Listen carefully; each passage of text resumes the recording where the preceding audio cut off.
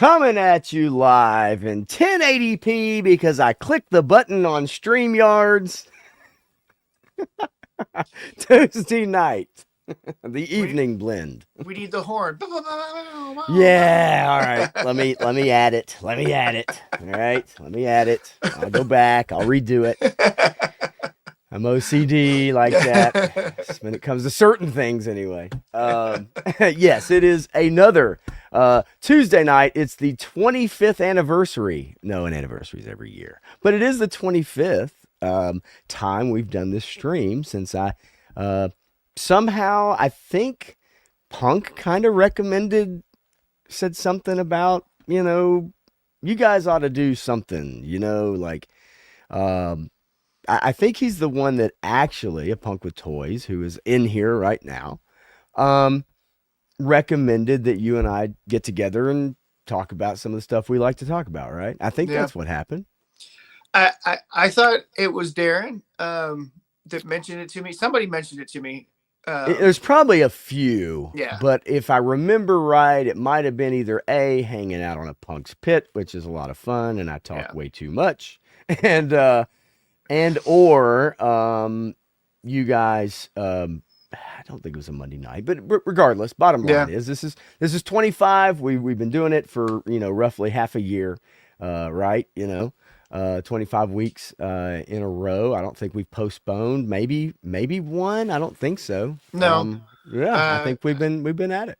I was was there one that I missed? I think that was it. There's one that I missed, but Yes, that's right. But other than that, hey, it's been good. It's been fun, and I want to keep it up. I enjoy it, and um, look, growing is difficult, right? Like yeah, on YouTube, and that's something I know that I can do a better job of just from some little things here and there, and you will hear this like in the early days of maybe starting a YouTube channel and trying to do things is that you're not getting a lot of views. You're adding a few, you might get a little bump here, add, 10 subscribers, right? And then none for a little bit. And then a month later you had nine.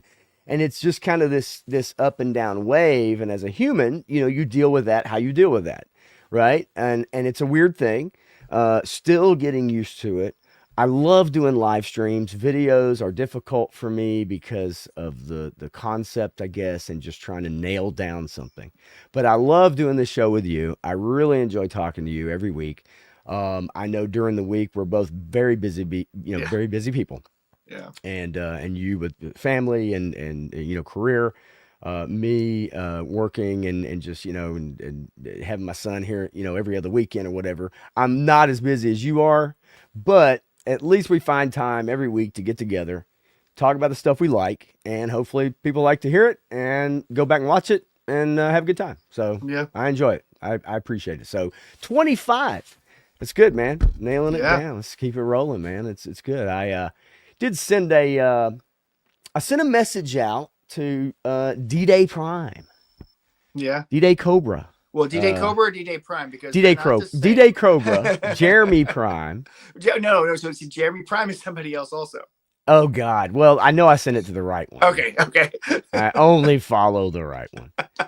But I did send a message to him because look, sometimes you have to take chances. Sometimes you have to ask people. Sometimes you have to go out on a limb. Doesn't always work. A lot of times people don't have time for you. Yeah, They're very busy people, yep. successful, If right? if if Gary wasn't in Wisconsin right now, there'd be a point at which I'd ask him because I know him so well. Right. And you mentioned Gary from Nerdrotic and a very successful pop culture YouTuber. He's on Piers Morgan a lot now with Critical It's Drinker, which a lot of you crazy. guys have heard. I know it's unbelievable because I started watching him probably in like 2017. You Yeah, well before then. But my point being is that it's a journey, right? And no matter when you start it, where you start it, no matter what you do, what kind of reviews or you do, comedic stuff, whatever it is, it's a journey. It takes time. There's no overnight anything, right? right. It's very rare. And so but for me, it's fun every week to show up. I know, and I just to give you guys a little inside baseball, and Matthew doesn't know I'm about to say this. All right, just to give you a little inside baseball, I am a fly by the seat of my pants kind of guy. Ooh, shocker. Shocker. Fly by the seat of my pants. When I say by the seat of my pants, I mean literally. So, You, you, Matthew. you need to get that Bill O'Reilly clip in here. Oh, yeah.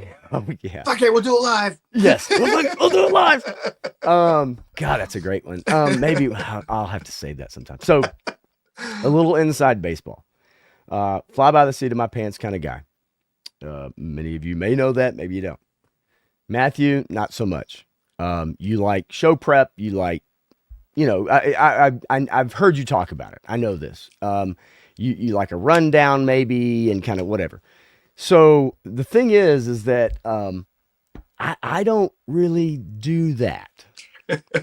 Now we communicate, we do. Yeah. It's not all week long, and we're not, all the time, right? But we communicate. But We're not a bunch of teenage girls on Twitter. exactly.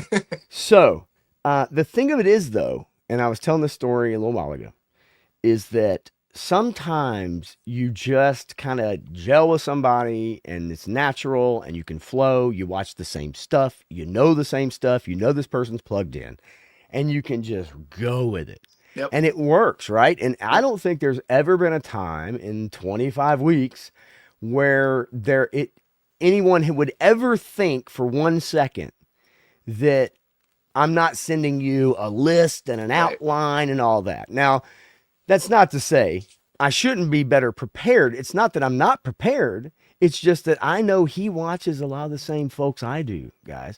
And so I know what he listens to. I know what he watches. And I watch the same stuff. And so we both are plugged into the same stuff. The difference is Matthew is a much smarter person than I am. And he retains that knowledge. And that's why I like to throw to him and get his opinions on the same stuff that we have been watching and reading, and then it triggers it in me when I hear him talk about it. When I hear him bring stuff up, it triggers it in me, and then I'm like, yeah, that's right. Boom, boom, boom, boom. And so I like it to be natural and a natural conversation, like two guys hanging out at a bar, instead of just a pre-planned, hey, we've got 15 minutes for this, or 20 minutes for this. And it works. I know it probably drives you absolutely crazy. I'm sure you've probably mentioned it to other people before. You know, I've done enough preparation for things on my own. I'm pretty good at flying off the cuff and just playing it by ear on just about everything. But I do prefer that structure. That's just the way I am. But at the same time, I don't need it all the time, especially with something that I feel so comfortable with talking about.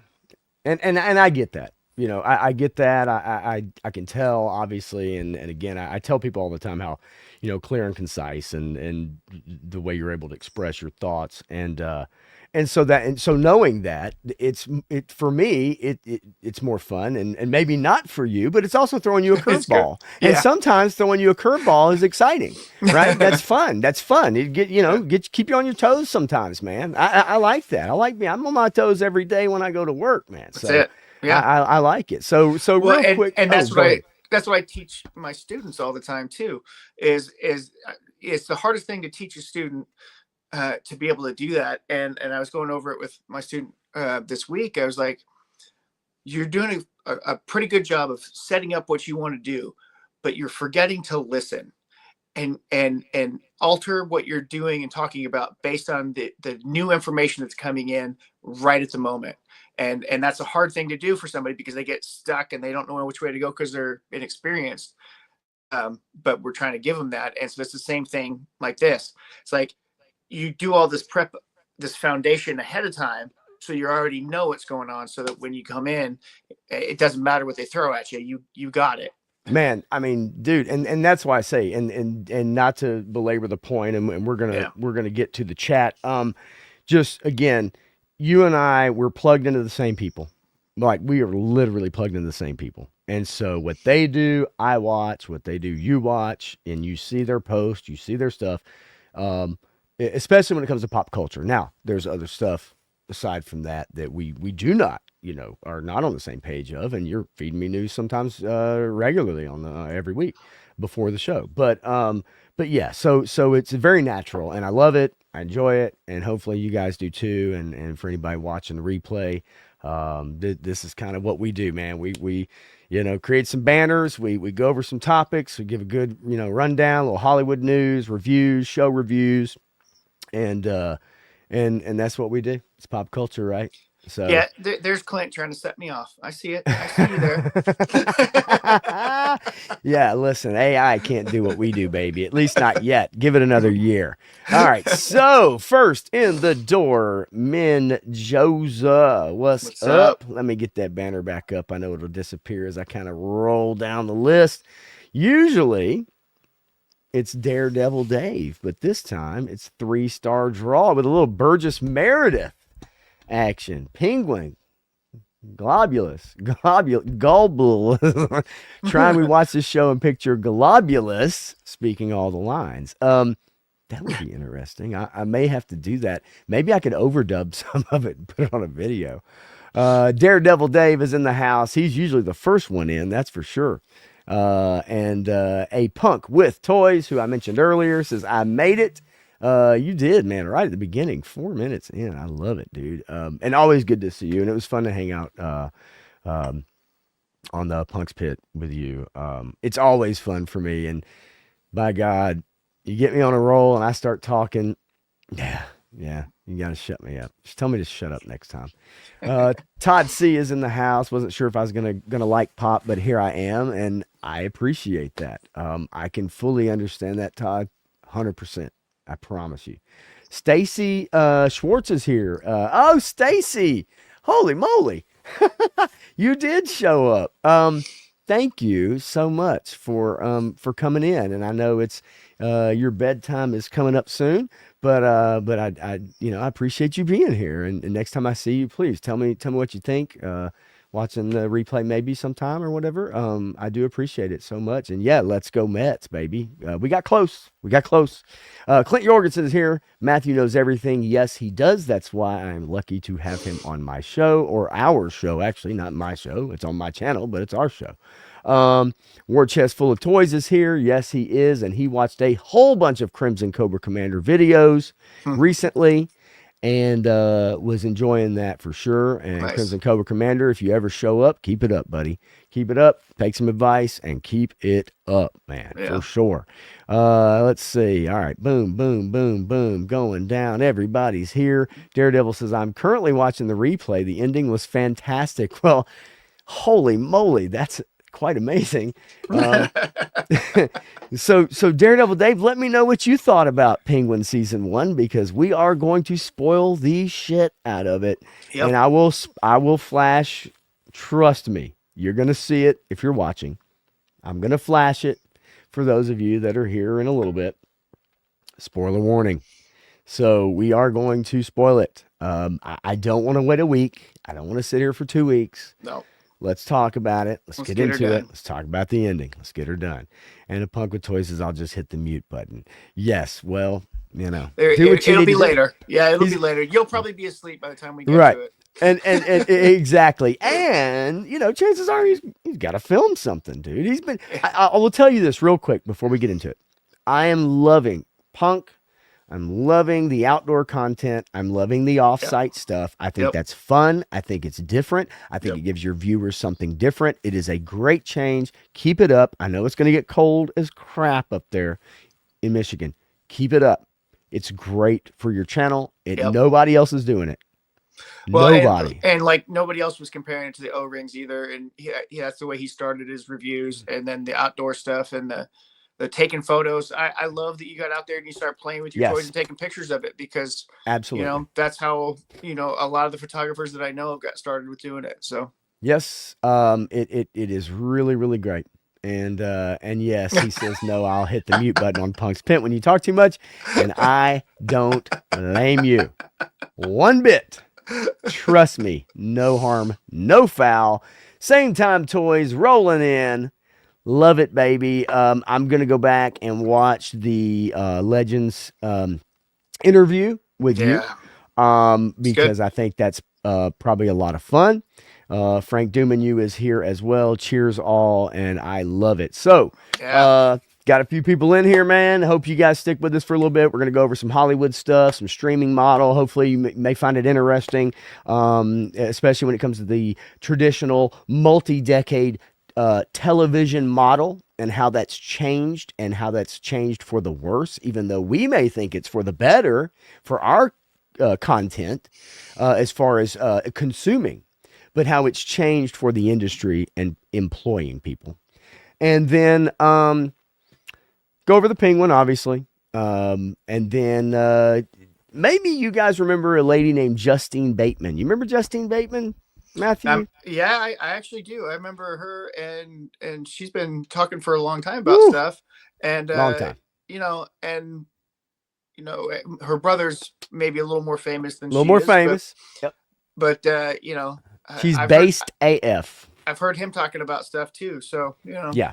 So we're going to talk about Justine Bateman as well. She's had some great articles on a website I'm going to bring up in a little bit called Fast Company, and so we're going to go over that stuff. But first, guys, I got to tell you, this is a public service message from Pop Blender, and it may Complete be one non-sequitur. of the. This is a complete non sequitur, and I'm going to disassociate Matthew Matson from this statement right now, 100%.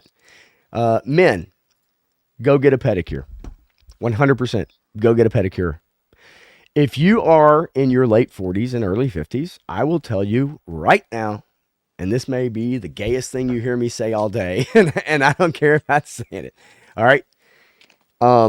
Because someone's going to put it in the chat. I'm going to tell you.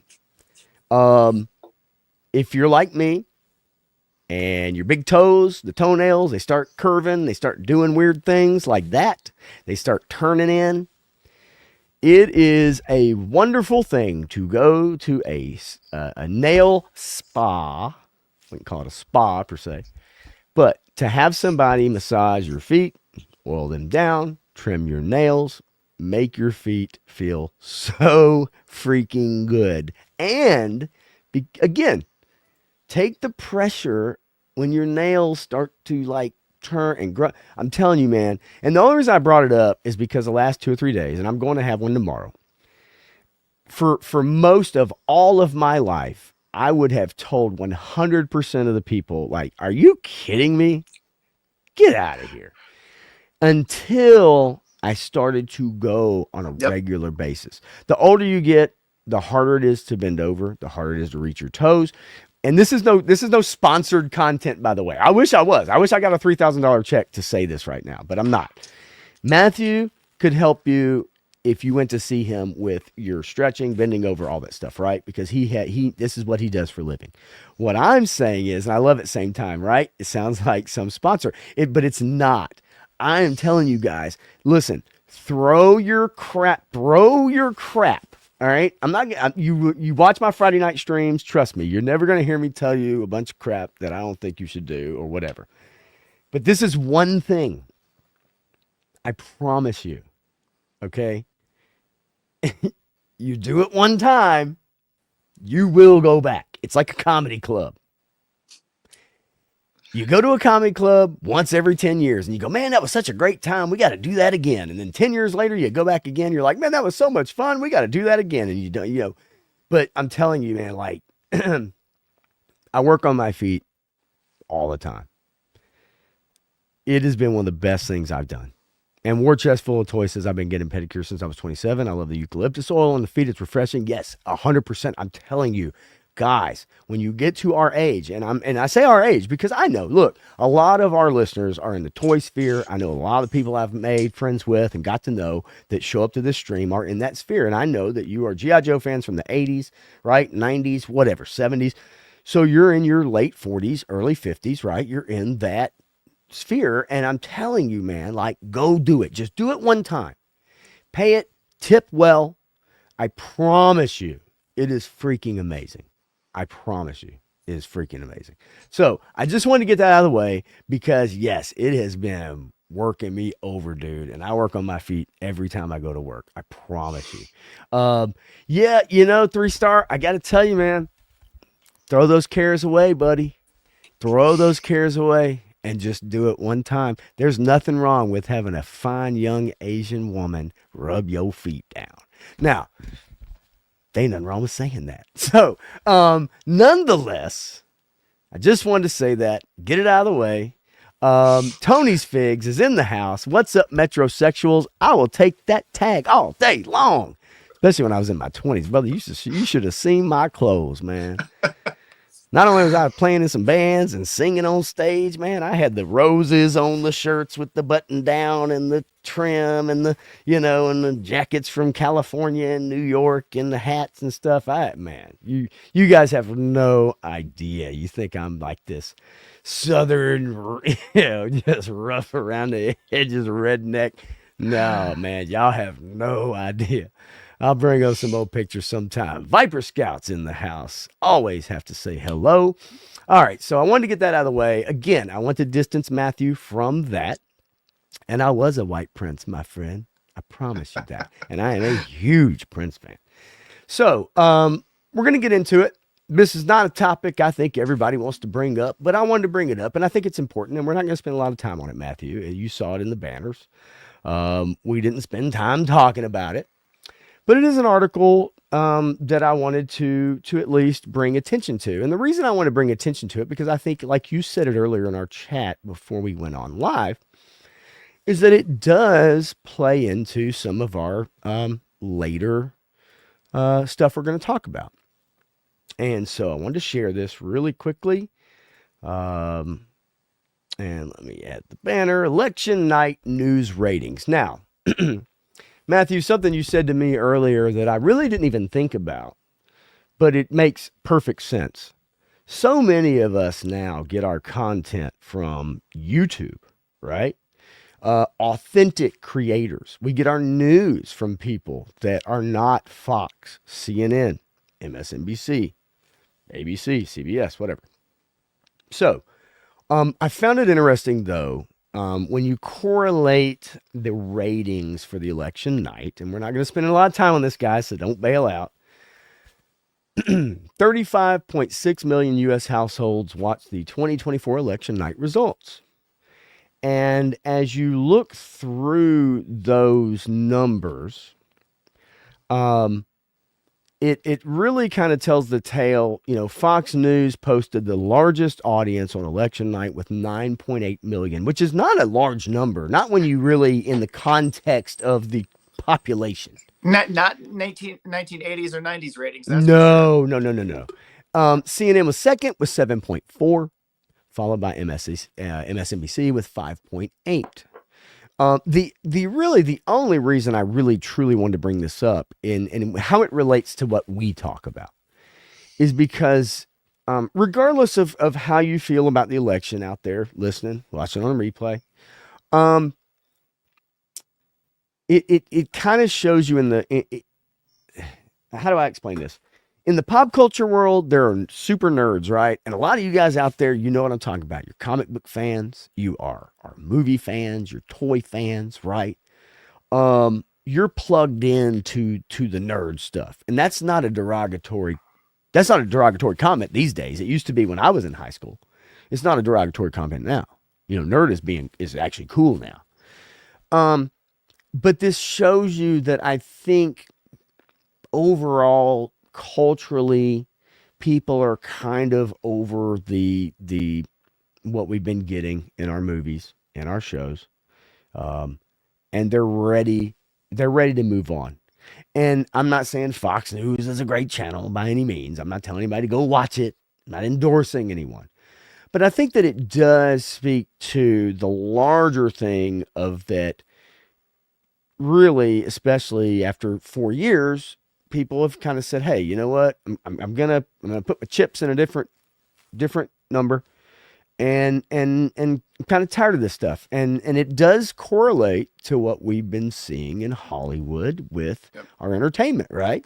I mean, did you think that somewhat correlates with that? More people watch Fox and other, So I'll take that article one step further, and okay. was not reported on there was the the millions of people that were streaming directly from YouTube on other people's channels. And so Yes. I was watching it on a YouTube channel that had 15,000 viewers.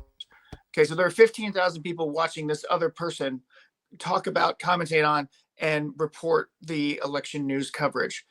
Okay, and they were on for what, almost 8 hours or 12 Oh hours or yeah, something. yeah, So for sure. yeah, and he kept a fairly consistent number the whole time, and so you see more and more that people are going to alternative media, because alternative media is more authentic, Yes, right? And authenticity is the new currency, by Robert Meyer Burnett, right? yes, It's what people are gravitating towards. This interactive format is what Douglas Adams told us about, right before he passed away. He did an interview. He says, "Where do you see media going?" And he says, "It's all interactivity. It's all going to be, you have to engage with your audience." And this is how we're engaging with our audience. G4 TV was the first one to actually do this in the early 2000s, when they started broadcasting live Twitter feed yes. on I remember television, and that. they I would remember that. comment. They would look at the ads and the comments, and they would read them live until it got too crazy and they couldn't do that anymore, and they had to start censoring some things because there was some inappropriate stuff going on there. Sure. But you see that interactivity grows, and then it shifted to live streams, and live streams are where all the interactivity is. You go to Rumble, you go to YouTube, you go to whatever, wherever else the people are streaming. Just don't go to TikTok. I mean, whatever. No, yeah, no, you're absolutely right. I agree 100%. I remember the days of G4 reading off and having that early chat come in, and it was just scroll right at the Yep. bottom, and it would roll. Now, I'm not saying they didn't have editors, Yeah. censors, Well, right? so initially they didn't, and that was the problem, is because they were just reading it live as it was being posted, like literally as it was being posted. And so later on, they put the time blocker up there and had a little editor highlight comments and send it to them and stuff. And you can see that on the G4 TV Attack the Doc by Chris Gore, and that he did, which is a really great documentary I on have Attack it. of the Show. Yeah, I bought it on DVD. I love it. It's Yeah, fantastic. it's really is. It's awesome. It's that whole era and how it began and how it ended, and how Right. the revival was not it at all. Right. Now, not, and I don't want to get sidetracked on the G4 TV, because I totally could, and I could speak for probably an hour on it and tell you all my memories and talking about it and telling everybody else at the bar, Yeah. and also, but I guess my point was, it's not necessarily like what this banner reads right here, election night news ratings. Okay. It's a little misleading. What I really wanted to say with that is just that, yeah, okay. 9 million people watch Fox, 7, 8 million, whatever, watch, CNN, 5 million watch MSNBC, whatever. But realistically, people now are going to independent sources to get their news. Yep. Now, you have to be careful about that. You need to verify, right? So many people take a headline and they run with it. They tweet about it, that gets traction, it blows up, becomes viral, whatever. But the bottom line is that it just shows me that I think that we're at least moving the needle back to, like, people wanting a sense of normalcy, and even to an extent, normalcy, whatever that is in your world out there, is that it might relate to pop culture and the shows and the movies you're getting, the scripts you're getting, the writing, right? The acting. What are the actors saying, right? And I think it's really important, and I think it probably will signal a change, because there is a big issue with money in Hollywood right now. They broke. And they're broke.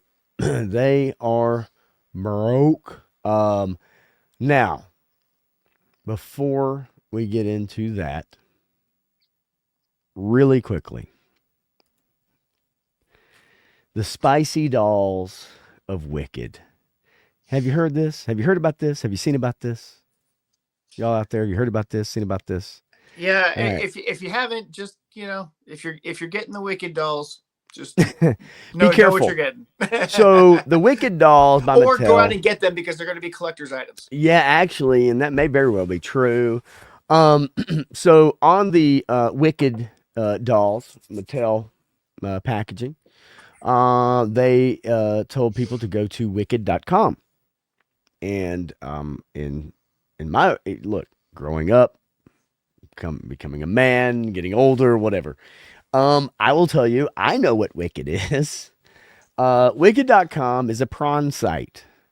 And with the best parodies of all time. the best parodies. They Now, have if a you want lot to of see a Captain parody Marvel movies. movie, if you want to see the best Captain Marvel movie, it's on this site. And Yes. and that actress is the best version of Carol Danvers we've ever seen on screen. I'm just saying. By far the best version. So yes, there was a how do we say it? It's not a misprint. It got through probably 50 people. Yeah. All the way from the head down through the well, wait a minute. All the way to the head of marketing. That's what she said. That was not on purpose. All the way down through to Kinko's or whoever, right? Whoever prints the boxes. I don't give a shit. Anyway, but yeah, there's a lot of checks and balances that it had to go through. But this is 100%. Why, there are no editors anymore because Apple O'Neil gets put on the cover of a comic, and people just don't pay attention to what they're doing. Right. And so on the side of the box, it instructed people to go to www.wicked.com to check out the products for the movie, but instead of it being wickedmovie.com, which is what it should have been. Now, there are safeguards there for people, right? Yeah. So it's 18 and up, and you have to sign up, and so Yeah. before you're really showed anything, right? So let's not be dishonest, right? Like you'd have to go through some safeguards, and those safeguards are in place for a reason. Yep.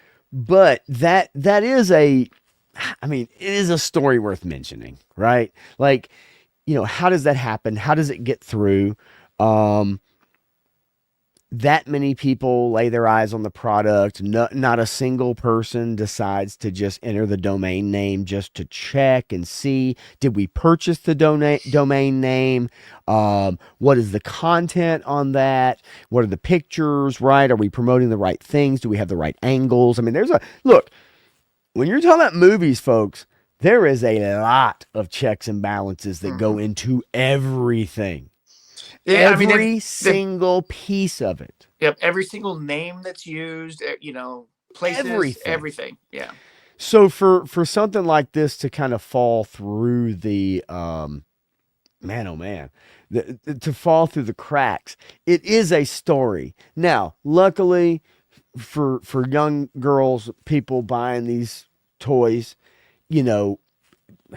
yes, most kids have a tablet these days. Hell, there's kids with smartphone watches buying cigarettes for their buddies, probably. If there were any restrictions on their devices from their parents at all, they would not be able to access the website at all. It would just block them completely. If there aren't any restrictions on it, the website that they would be taken to, you can't really see anything. You can kind of see that it doesn't look like it has anything to do with the movie. And that's about it. And then it's asking for subscriptions and sign ups and all that stuff. Yeah. So again, like I said, there are safeguards, but again, it for that to get through that many people, man, that's difficult. That is difficult, dude. Yeah. And so I found that interesting that this happened. This was a few days ago. How it happens, I don't know. Look, Disney's a big company. They have a bunch of people working for them, but I just don't know how this gets past. Well, this isn't Disney. Many people. Well, it's Mattel. Right. And I believe the Wizard of Oz stuff is all Warner Brothers. Is it Warner? I thought. No, this is a Disney. This is a Disney production. No, this is a. Oh yes, this is a Disney production. 100%.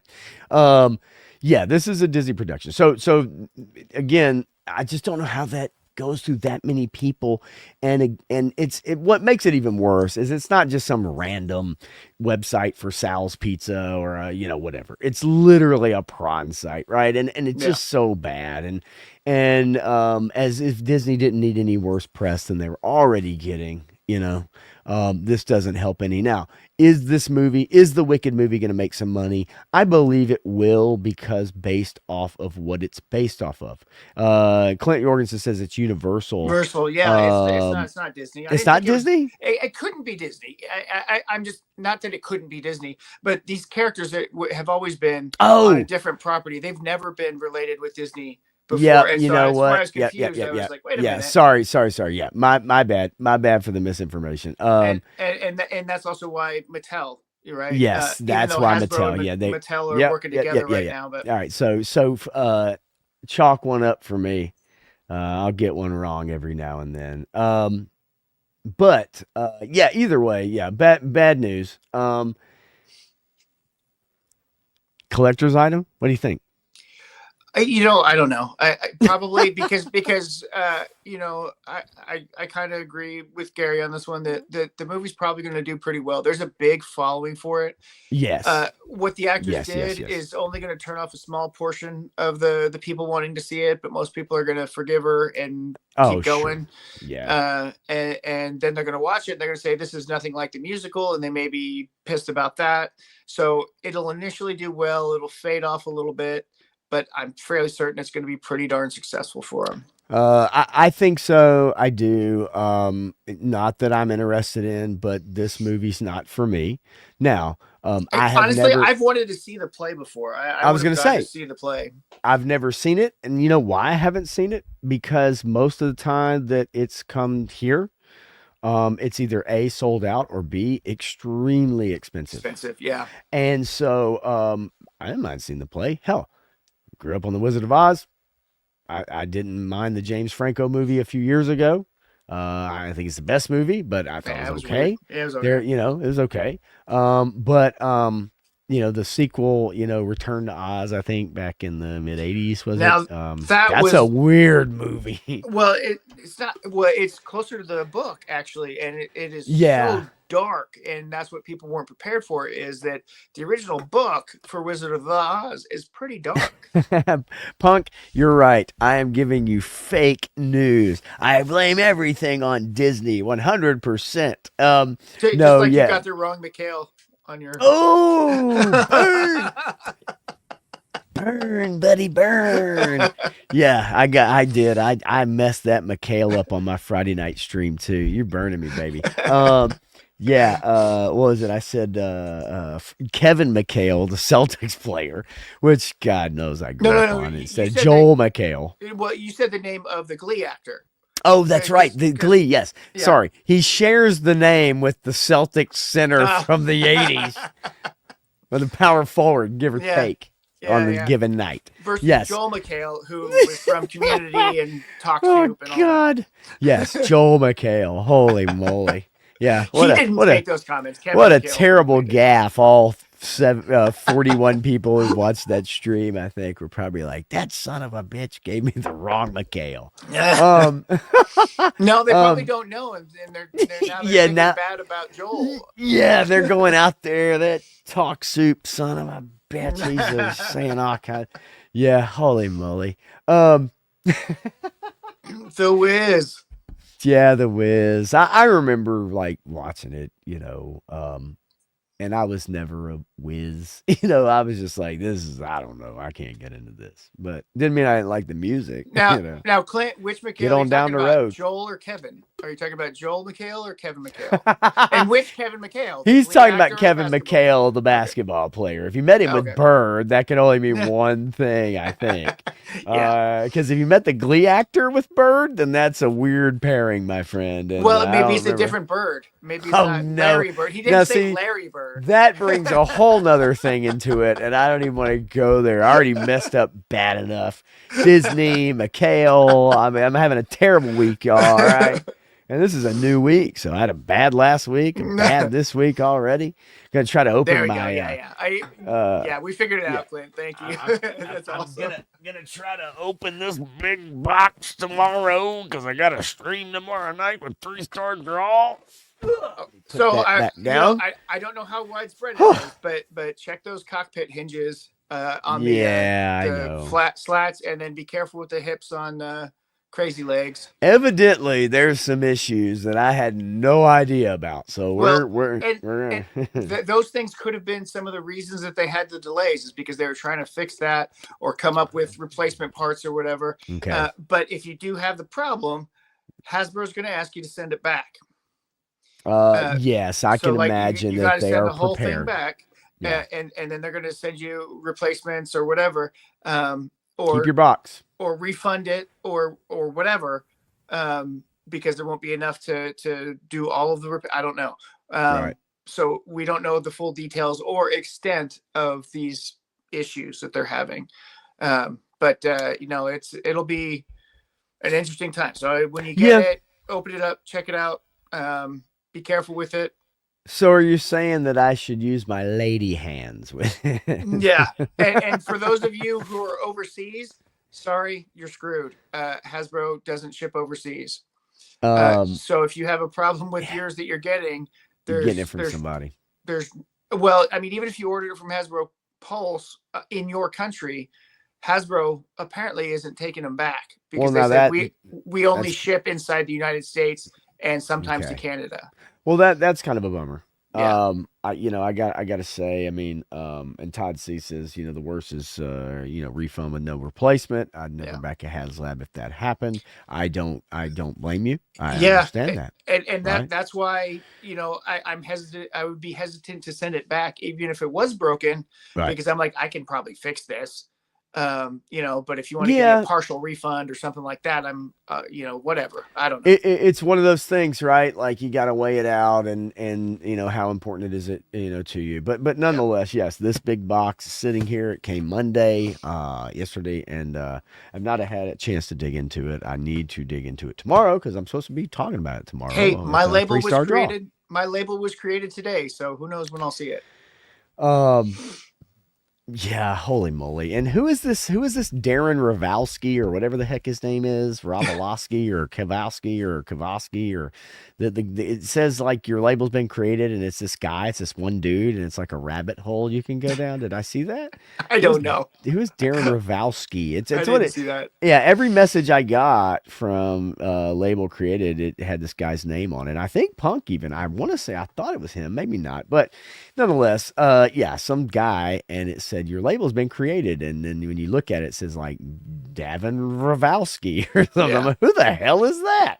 So I'd like to know this, Davin. What's up, Turk Murph? Holy moly! Turk Murphy's Toy Solutions sliding into the DMs. All right, so look, let's get into a little bit of this because again, I brought up earlier. Look, streaming is cool, right? Streaming is cool because you can watch what you want when you want to watch it. But there's a big problem with streaming, is that it's not a good model for a healthy Hollywood. It's not a good model for a healthy um, business model of also um, hiring and keeping people in work, like your below the line people, right? Your best boys and your grip people, right? Your lighting people, your catering people, it's there's a lot of stuff being made, but it's not only not very good, but the television model, just to get into this before we get into this, the television model was successful for decades, right? It's based around ad breaks. The ad breaks gave you a chance to structure your shows, whether it's a sitcom or a serious, serial or, hour long show, whatever it is. It gave you an opportunity. That's how you write your show. You can create your conflict, your A/B plot, everything around kind of your ad breaks. You knew where your ad breaks happened, and that's where you're able to kind of hook your audience and write your shows. And it's a successful model that lasted for decades. And now that model has been completely upended for streaming, which is how much stuff can we create to put out there? In a sea of crap, there's a few things people might tune into. Yep. And then you may pay for the ad free tier, which hardly exists anymore, right?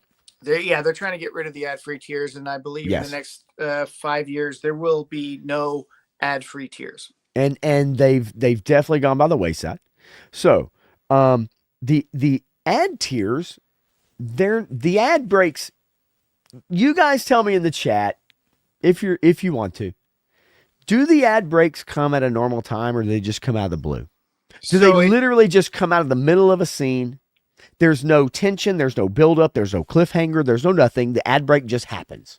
And usually it's not even Nationwide is on your side, or what. It's a promo for another Amazon show or a Peacock show or whatever.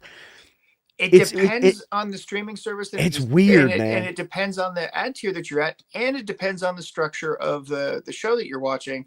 For the most part, it's just random and in the middle of a sentence.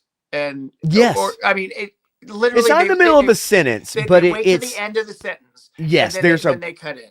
And I'm going to tell you something, and we're gonna talk about it. We're gonna do spoilers. Penguin in a little bit, season 1. That is some of the worst editing. This last episode had some of the strangest editing breaks. No ads, mind you. But man, oh man, it was weird how it changed scenes. And no camera resolve. No, it literally just like hard cut with sound effects and and maybe I'll pull it up. Well, okay, we'll talk about it. We'll talk about it, but because there's some interesting things I should point out to you there. Okay, and that's good. But but nonetheless, my point is that the television model for many decades, successful model, even when the advent of cable came in. Cable built its shows around its ad breaks. Advertisers could reliably advertise to their consumers. And that's really been broken up. And now we've only seen really one streaming company truly make money, right? Really, Netflix is about the only one that's been able to make money at this. Max is the other. Right behind him. And I would dare to say Amazon, because they make all the money because everybody gets Prime is built in. It's built in, right? So I don't even count that, right? Prime is built in. If you have Prime, and most people do, yes, you can watch whatever you want. So with these streaming companies, everybody decided, hey, we're going to streaming. So the tech companies come in, they say, hey, we want to specialize the service, and then now we want to really make it global. But the thing is that it really disrupted this consistent business model that's been happening. Yeah. And what's happened is that a lot of these jobs, a lot of these shows have been either downsized or canceled. They've been outsourced to other cities and other places. And so we've seen that it's become really a game changer in Hollywood, where they're going to struggle, and they're struggling. They've been struggling, and it's going to continue. And I don't know if it's ever going to come back. Well, I mean, you saw that based on the election, all of Hollywood is leaving the United States. Well, they were already planning to move all of their productions to the UK because of the tax breaks they get there anyway. So, yeah, no, 100%. And so really quickly, this article kind of begins. This is on Forbes, but it's the future of Hollywood changed forever in August 1997. Talks about in a small cafe, 2 tech entrepreneurs came up with an ideal subscription-based mail-order DVD sale and rental business. Was it August 27th, 1997? Because that was supposed to be Judgment Day. Well, you know what? Symbolically, it may very well have been for them. Who knows? But I know all of you remember that. I know all of you remember, Redbox. I know all of you remember ordering DVDs from Netflix and then sending them back or keeping them and getting charged and, messing up your credit, whatever. Who cares? When they stopped the disc service, they told us to keep whatever discs we had. So we made sure we had a bunch of discs. Yeah, right. So and actually recently I saw a story where people have been emptying Redbox machines because of bankruptcy, and they've just been emptying out the machines and just taking DVDs, just busting them open, taking them. Wow. But nonetheless, says it went on to become the world's most valuable media company, which, yes, and on the face of it, selling and renting DVDs was far from revolutionary. However, this wasn't any old rental firm. It was Netflix and its co-founders that had a game-changing trick up their sleeve. Netflix customers didn't need to return the DVDs anymore. The catch was that until they did so, they couldn't rent any more. Right. So that instead, you sell the monthly subscription fees without needing to pay the postage and get us to where we're at right now. But in 2009, Netflix was shipping 900 million DVDs a year to more than 10 million people. Can you imagine? You know how cheap it is to buy DVRs, right? DVDRs. Buy a bunch of towers and just copy all day long. Ship those out. It says accounting for 1.3% of all mail in the United States in 2009. That is amazing. But in 2011, they changed it and they did a SVOD service. And that's where we are today, the SVODs. So what, and I just hate bringing these articles up because you can't. And I've tried to use the Wayback Machine and it's kind of weird. Yeah. Anyway, so nonetheless, so what this has done, though, is like it completely upended traditional media where you had a lot of people working, you had a stable environment, you had executive producers, writers, right, directors, on down the line. And regardless of what you think about that, just like any business, it's a model that works. It's successful. It provides income. It provides lower level income, mid-level income, high level income, and higher level income. And when you upend that, you upend an entire industry. And what we're seeing right now is that industry is really struggling. And it's struggling because I think Hollywood got tricked. They got tricked into thinking, and especially during COVID, that this was the future, right? Phones, tablets. People are just going to watch anything and everything. Yep. It says right here that Hollywood has ended up regretting it as over the past 5 years, Netflix has overtaken Disney to become the world's biggest media company with a market capitalization of $295.8 billion. Yep. They are the main and only one that has been able to make this business model work. Everyone else has lost billions, hundreds of millions, billions of dollars. Billions of dollars, yeah. And the reason I wanted to bring this up is because it kind of, I wanted to ask you, where do you think Hollywood goes from here? I mean, what do you think that they can do when we've seen Paramount struggle, Peacock struggle, Disney of all companies struggle, billions of dollars lost, every show coming out, nobody's watching. I mean, what do you think? I mean, where does this go? I'm going to follow Nerdstradamus's lead, Nerdrotic, because he said way before it ever happened, he says, if they go to streaming, they're all going to lose. The streaming wars are over before it ever started. Netflix won. Prime is right there with them in being successful. Nobody else is going to be able to make it successful. And that Prime will probably be the biggest successor out of all of it, because what they're going to do is they're going to become the new cable company. They're just going to start adding these other stations to their packages, and you can get the package deal. And so you can get Paramount and you can get HBO and you can whatever. And so it's back to the old system again. Right. Hollywood is virtually dead. It's going to fade away, and everything is going to go to independent media. As I think there will always be a Hollywood, there will always be stuff coming out of it, but it will shrink to a small portion of the actual market, because the independents are going to come back. People are going to be supporting the independents because it's a different point of view. They're making different material. It's going to be of the quality that they want, or the subject matter that they want, or the storylines that they want. And so I think big Hollywood is been on the decline for a while, and they just put too many nails in their own coffin in the last 4 years. Last 12 years, really. But really the last 4 to 8 years, they have just killed themselves in this fashion of their business is going nowhere. They're bankrupt, they're broke, and nobody wants to lend them money because they haven't made any money on any of the money that they borrowed already.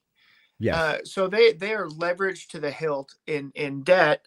and there isn't anywhere for them to go, so it's got to go somewhere else. It's really hard to get money when you can't make money, Right. right? And we also have seen the decline of the bankable movie star, Hmm. right?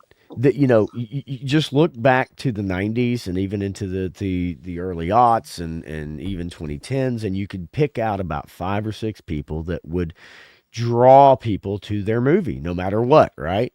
And we've seen that really decline recently, Yep. and very quickly. Now, looking at some of the chat here, Viper Scout. I'm Let's see. sorry. Okay, yeah, no, you're good. Tubi, yes, Tubi is doing very well. I love Um, Tubi. We watch so much stuff on Tubi.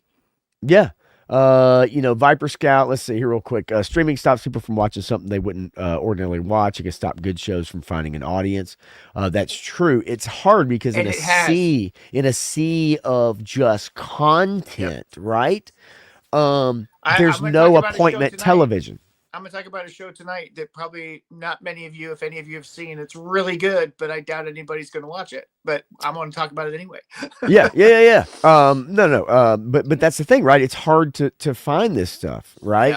Yeah. And it's just because there's so much stuff, and kind of scrolling down this. This is a really long article. It does talk about the different price points that started out and how they've now gone up, and it's more expensive now. And if you want to subscribe to all the streaming services, and people are kind of opting out, right? And they're going to Tubi, right? They're going to other services. They're just watching YouTube for Yep. free with ads, right? Viper Scout says, let's see, ad breaks never bother me. I don't pay for ad free service. Ads only really bother me when I'm watching a movie or something that's an actual hour plus. Yeah, because you were used to that traditional TV model. That's okay. And so yeah, if there's ad breaks, what the thing of it is, I think the ad breaks are in a very weird place. Traditional TV, you got used to it. You knew you had your theme song, you had your opening monologue, and your 6, 7 minutes. Then you had your break, and 7 minutes break, whatever. Now that's all been broken up, and your ad breaks just come out of the blue. Like they're just so weird, man. Yep. And when you're writing a show, I think that those ad breaks were crucial Yep. for your writing. Like it Yep. helped your writing. Says Clint Jorgensen says, I think there's never been bankable actors in history of Hollywood. Comes down to directors, producers, and writers, like what happened with Brando. I kind of disagree. I do Yeah. disagree with that I statement. I disagree do. that there are too many names that I can rattle off that had such a career because if their name was on a movie, people would go see it. They just If Tom showed up. Hanks's name was on a movie, most people would go see it. Now that if you know who he is now, you may never watch another one of his movies again. But that's another story. So this, just to kind of surmise this article real quickly, it does say that the pandemic really brought this to a full heads of steam, right? People are locked down. They're locked down for quite a while, and so companies that really aren't good at pivoting on the spot tried to pivot on the spot, and it's like, hey, we're haphazardly going to come out with a streaming service, and we're just going to create stuff. Well, then trying to create shows in a pandemic type world, it showed in a lot of their shows. The backgrounds, the extras, the settings. Then they started using the stage that they use now for Marvel stuff, where they don't go to on set locations. But then as this pandemic, came to an end, people started to emerge from lockdown, had less time to watch streaming shows, and started canceling their subscriptions. And this is pretty big. So it led to Disney Plus subscriber numbers falling from a high of 164 million in 2022 to 153 in the third quarter of this year. That may not seem like a large number, but when you add it up in dollars and cents, that is a large number. And it's 45% less than what Netflix has lost. That is a huge number. That's huge. Disney Plus is a failure. Yeah, on every aspect, it was supposed to be profitable, quote unquote, profitable by now. Yes. And I mean, Disney had three or four major campaigns of people going out there and saying, cancel Disney Plus. This is garbage. This thing Yes. is so bad. You have to tell them how bad it is. So much so that they pulled the entire Willow from their servers, the Willow TV show from their It servers. was more expensive for them to keep it up for nobody to go watch than it was Yep. for them to just take it off the air. Yeah, because nobody was watching it. No matter what anybody said or complained about it, nobody was actually watching it. And this is going to happen to some other properties of theirs that are coming up, Yep. that nobody cares about. And what I thought was a dumb move on them, unless they're actually licensing it out, is that they took off all the Indiana Jones movies except for the last one that nobody wanted to watch. Yeah. Why? Why would you do that? Now you have all the Star Wars, right? Yep. You got all that Lucasfilm. Like, why would you take off the Indiana Jones unless you're going to license it out? Yep. Which is the smartest thing for many years that Hollywood did, was license their content out. And if you want to know what killed streaming, is exactly that. Because all of these companies made so much money from licensing their products to other Yes. services, other broadcast companies, to put it on their networks or whatever. That's where they made a majority of their revenue. They hoarded it all in for themselves. And it's like, oh, we're the only ones going to do it, so you have to come to us now. Yes. And people were like, nah, we're good. Mhm. We have the physical media, or we have whatever, and so the company's losing all this money, and it's not making money off of streaming services. So you make more money off of licensing than you do of actually streaming it. So again, it didn't make sense.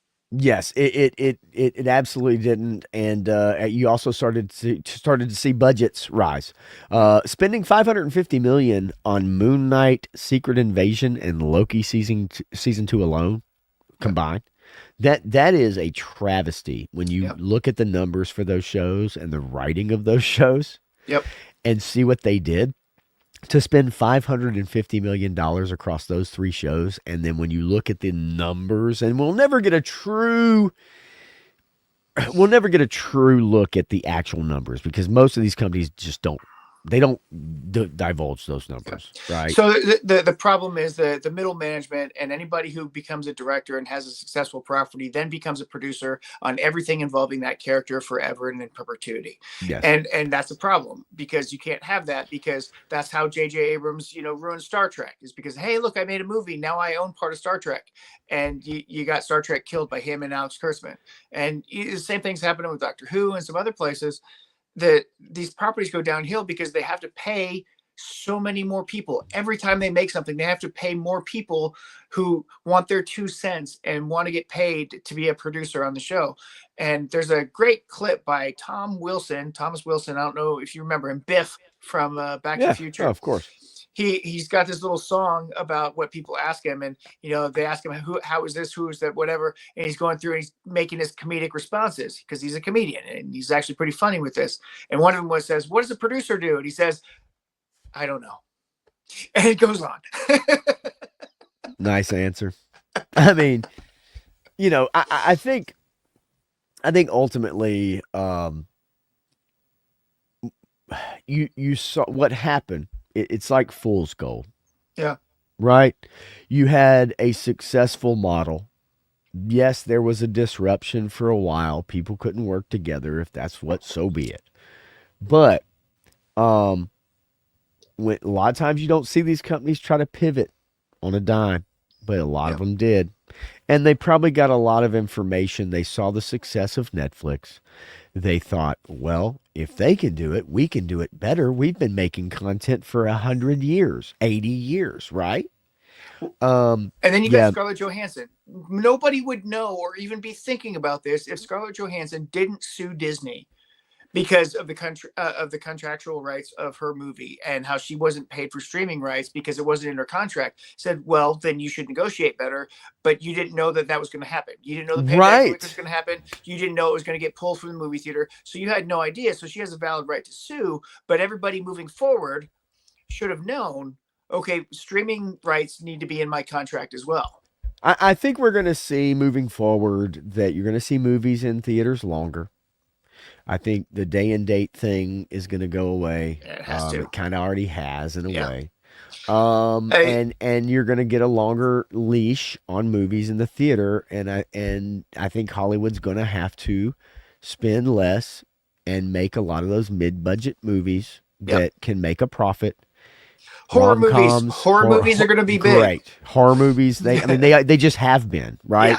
They have been. The new Heretic movie, I think, is the number one Terrifier. movie in the nation. Terrifier was there, beating out Joker 2, Yep. which many of you should go watch a Joe Rogan Experience Oh, that was podcast with a good. guy who was a comedian, but he was an actor. He was one of the Arkham guards in Joker 2, Yep, and he that was talks good. about what what a horrible time it was on the set. Everybody knew it was going to be a bomb. Yep. It's pretty funny actually, but but yeah. So I think we're going to see a shorter leash, or a longer leash rather, on movies in the theaters. We're going to see shorter, smaller budgets. Um, Television. Look, it's so funny that we got away from cable. Everybody want to unplug, right? Unplug, unplug, unplug. And then when you started plugging in this other way, you Yep. started finding out that it was like the same thing. Yep. And so, what's easier, just to have a box and you could just change the channel all the time, or do you want to fiddle with like the digital and your internet and trying to get this up and whatever? I don't know if it'll ever go back, but I think we're going to see some of these companies. Obviously, Paramount's trying to, Yeah. sell. Yeah. Um, it's a weird time in Hollywood right now. There's not a lot of money to go around, and it's kind of why I wanted to bring up the So Justine yeah, Bateman stuff. just before you get there, Yes, sir. the biggest problem is obviously the conglomeration. Everybody's becoming one amalgamation, right? You've got Warner Brothers, you got Disney. Those are the only two choices you have. Coke and Pepsi. It's like our food. Our food is basically Coke or Pepsi. Yes. Either Betty Crocker or Frito Lay, right? I mean, those are the only choices you have. So that's what it's coming down to, and it sucks. The more independent creators we have out there, the better it's going to The be. better. And I will say, Mendoza, I totally agree with you. Moon Knight is one of my favorite characters, and that show was such a letdown. It really upset me. Yep, it was. And 3 Star Draw says you were supposed to destroy Cable, Anakin, not join it. Oh, Cable had the high ground. Yeah, I'll be honest with you, man. Like, yes, sure, I joined the bandwagon. Cable, whatever. But man, I subscribe to all of them, Matthew, Yeah. and they mostly all suck. Like, there's so much garbage. There's Well, so much yeah. garbage out there. Yeah. And you have to really, word of mouth is one of the most powerful things. Yes. Absolutely. And it will always trump a lot of press. Yep. Word of mouth will win the day. I Yep. can't tell you how many people have come into my bar in the last week or two and try to tell me about Penguin. And I'm like, oh, Yep. you're not watching? You don't, oh, that's right, you're subscribed, but you don't. No, you don't watch Yeah. what we're talking Hey, about. watch the stream. Like, check it out. Maybe tune in sometime. Watch the replay. Yeah. Being a sub only helps if you watch, right? But and speaking of which, any of y'all out there, hit the like button, throw up a like for sure if you like what you're hearing, and if you're watching the replay, please throw up a like and Like, share, subscribe. yeah. That was bad form, Matthew. I'm sorry, I didn't mean to get that in front of you. That's terrible. My chops are horrible. Yeah. Anyway, so yeah, if you like what you're hearing and you like this guy in particular, I know it's my channel, but he does a fantastic job every Tuesday. So yes, please throw up a like. But yeah, low budget horror and Joseph. It has always done well. It's done well. It's done well since really probably the 70s.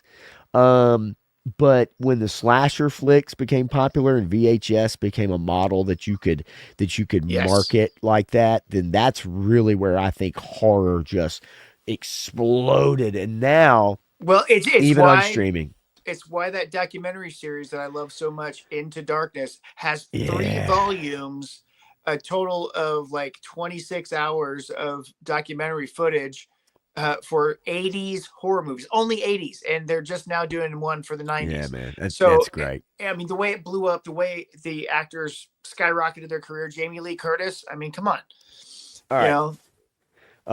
Yes, no, 100%.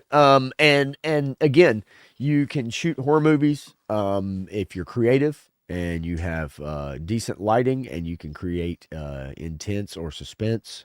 I was gonna say decent Um, lighting. You don't need that. Did you watch the Blair Witch Project? I mean, come yeah, on. that's true, and that of course that was a whole nother. It spawned a whole nother thing. And Woody Triple Deuce, the figure addict, is into the house, soaring into this chat like a Rottweiler from Half Baked, and I love that reference. Holy moly, I love that. You kidding me? Damn, Woody, good to see you, buddy. It's been a little while. I like it though. I like it. Woody, He's been smoking over there with Legend Series Hey, before heading over and this and way. that is a-okay. Woody's doing some good stuff, y'all. You know that. All of y'all know that if you're here. So real quick, Justine Bateman, Justine Bateman based AF. I only said that, as far as the thing, because she being of Hollywood, Jason Bateman's sister. She's been around the block there. She knows a lot. She's done some directing and produce. She's done a lot. She's been in the business. So I just wanted to go through this article really quickly, Matthew. I don't want to try to just nail it down, but I think it is important, and I think it gives you an interesting mindset into the not just the top of the line jobs, but some of the below the line stuff Yep. too, which is very important because that's crucial Yep. for employment. That's crucial for a healthy industry. So she writes. Hollywood is dead. In October 2024, the Hollywood Reporter posted this on social media: Hollywood meets your new A-list. There were no actors in the accompanying photo. Featured instead were TikTokers and Instagram influencers who function primarily as infomercial salespeople. Yep. Now, just a couple months earlier, they had actually posted an article in the Hollywood Reporter of a new A-list of movie stars. It did have some actors, usually rising actors, people to watch, whatever. But it says perhaps the Hollywood Reporter was simply making a new list, one filled with these types of salespeople. But the accompanying text was leveled at Hollywood as if the salespeople were the new inhabitants. Yep. And that was quite inaccurate. It says Hollywood is dead. These salespeople are too late and Yep. too off target to have been a part of it. Hollywood was amazing. It was something beautiful, singular, and frustrating, and hard, and touching, and incredible. And it's a crime that we destroyed it. I'll tell you what it was like. Up to the last era of Hollywood, there was a high concentration of talented artists, enough room for everyone that had luck, determination, talent, room for new actors, directors, writers to come into established businesses. Farrah Fawcett's and Laurence Olivier's. Gatekeepers, tastemakers, and kingsmakers. Up through the gatekeeping and tastemaking filters, these talents would emerge. So people would take time to cultivate these talents. They would refine their acting. They would refine their image. And that's what Hollywood did. It's been that way for decades. Newcomers would come in. They would pay homage to those who built the business for them. They would talk about the greats that came before them, that paved the way. Money was paid to everyone, and there seemed to be enough to go around. Residuals were healthy and could sustain those between jobs. You work on Hollywood sets for a short period of time, then you may go unemployed for a while, but it was good pay. Distribution was clear and steady: TV, cinema, DVD, or video. Parties, meetings, lucky encounters with all kinds of executives, actors, directors, cinematographers, costumers, etc. All of it happened in person, and that's a crucial thing. It said you wanted to be worthy of being brought onto people's projects. You wanted the respect of people around you. Yep. Also, not unlike going to an office 5 days a week instead of working from home. But that structure is gone. In its place, we have something of a conveyor belt churning out content with only a few standouts once in a while. So how did Hollywood die? 15 years ago, studios became too focused on films that made hundreds of millions instead of our mid-budget, like we just talked about. Yep. Right? That those mid-budget, those $25 million budgets, those $50 million budgets, those $37 million budgets that make 200 million, that make 250, 300 maybe, fund the next projects, right? And when you put all your chips into one basket, thinking you're going to have that tent pole, and it doesn't happen, guess what? You lose hundreds of millions of dollars. Unless you're Warner Brothers, the dumbest company in all of media, who had to get extra funding because they didn't want to back the Joker movie at all. So all of the money that they made from that, the $1 billion or over $1 billion they made from that, had to be paid out to their investors who Yes. had a percentage of stake in it.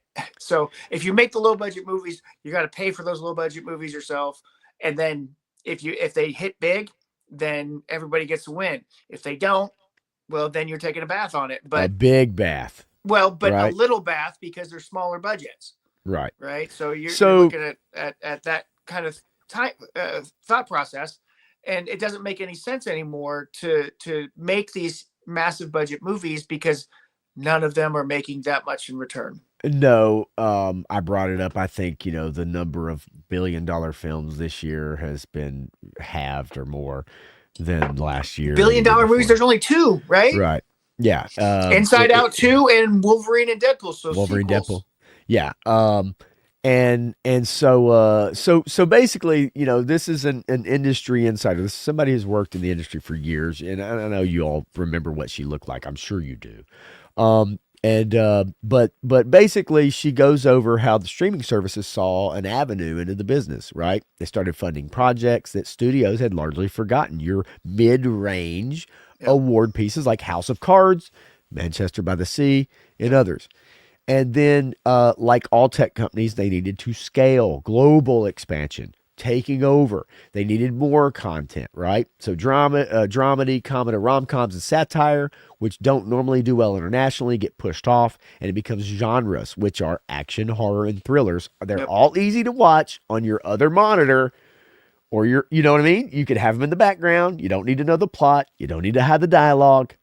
You can have it on, and you can keep up with it without keeping up with it, right? Yep. That makes sense? And she says even here, it says, you can have it all playing on your background as a second screen while you scroll through your Instagram feed, cook dinner, answer emails on the primary screen of your phone and laptop, which quickly Disney Plus has a new channel coming out, which is Marvel and Star Wars content, and it is designed to basically be a secondary screen, non-stop loop of Star Wars films content, Marvel films content. You're not designed to watch it all day. It's a secondary screen holder is what the purpose of that new channel is supposed to be. Wow. Nonetheless, as for many years we've been locked into this content era. Some of it's been good, but that's been the exception. Studios have abandoned their 100-year-old business model and their objective to make great films, and have instead tumbled after the streaming services trying to compete with them in the tech platform business, which they will not be successful in. Oh. They don't know how to do it. Yeah, and that goes back to what I was saying earlier, is that Hollywood has finished itself. I mean, there's going to be shambles. There's going to be pieces of it that still survive, but for the most part, they've lost too much money. There's no way to recoup it. There's no way to generate a lot of new revenue based on their current model. Even if they make all these low budget films, I mean, you're looking at 10 years before they're profitable again, even if they only make low budget films that are successful, that actually turn out to be successessful. Yeah.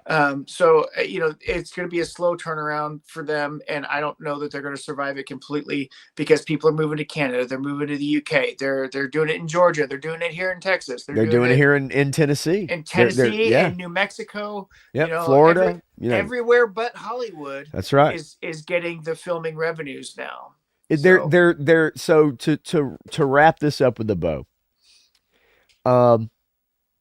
Do you think it's too far gone for them to rein it back in? And yes, yeah, I do too. And like Woody says we're too, 3.5 years too late for that. Yep, 3.5 years too late. The problem is, again, like I said earlier, these companies do not pivot on a dime. Yeah, they don't have the ability to, and when they tried to do it, they bet all their chips on the wrong number. And it's a minimum of a 2-year turnaround. A minimum of a 2-year turnaround.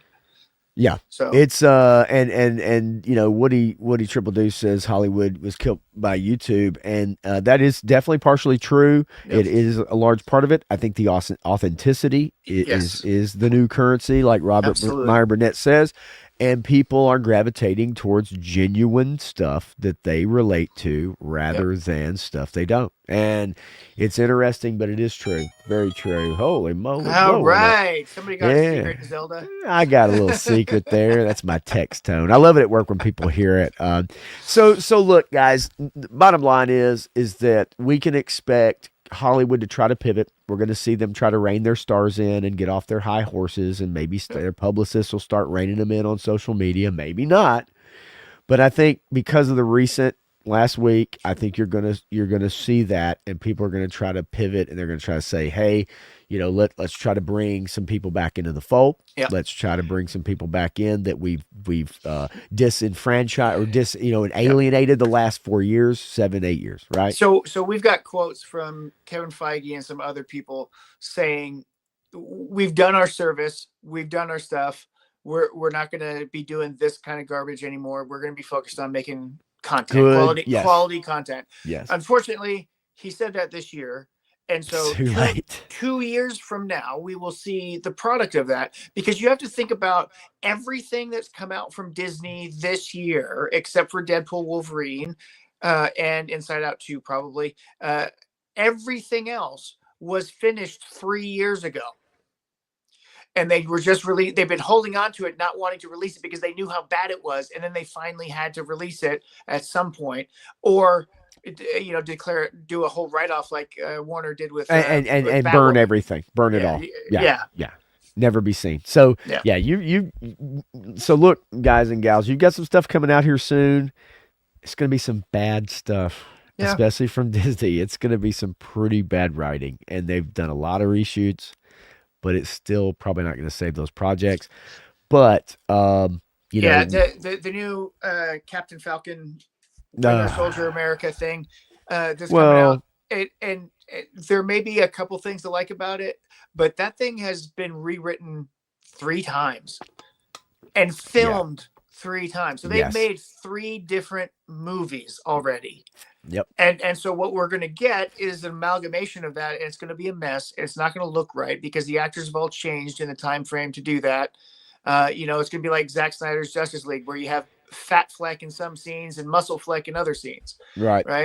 And the and different wigs and stuff. And people notice that stuff CGI too. CGI mustache. Yeah, once it gets pointed out, even more people notice it. And it just they've got some stuff that they've done, and it's either you just write it off and nobody ever sees it ever, Yep.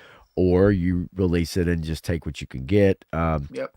We'll see, but there's going to be some pretty bad stuff come out, and yes, there will always be people who like it, but it's been farther and fewer between in the last few years, and people are catching on. So yeah, man, I just I hate that traditional appointment television model just completely got disintegrated.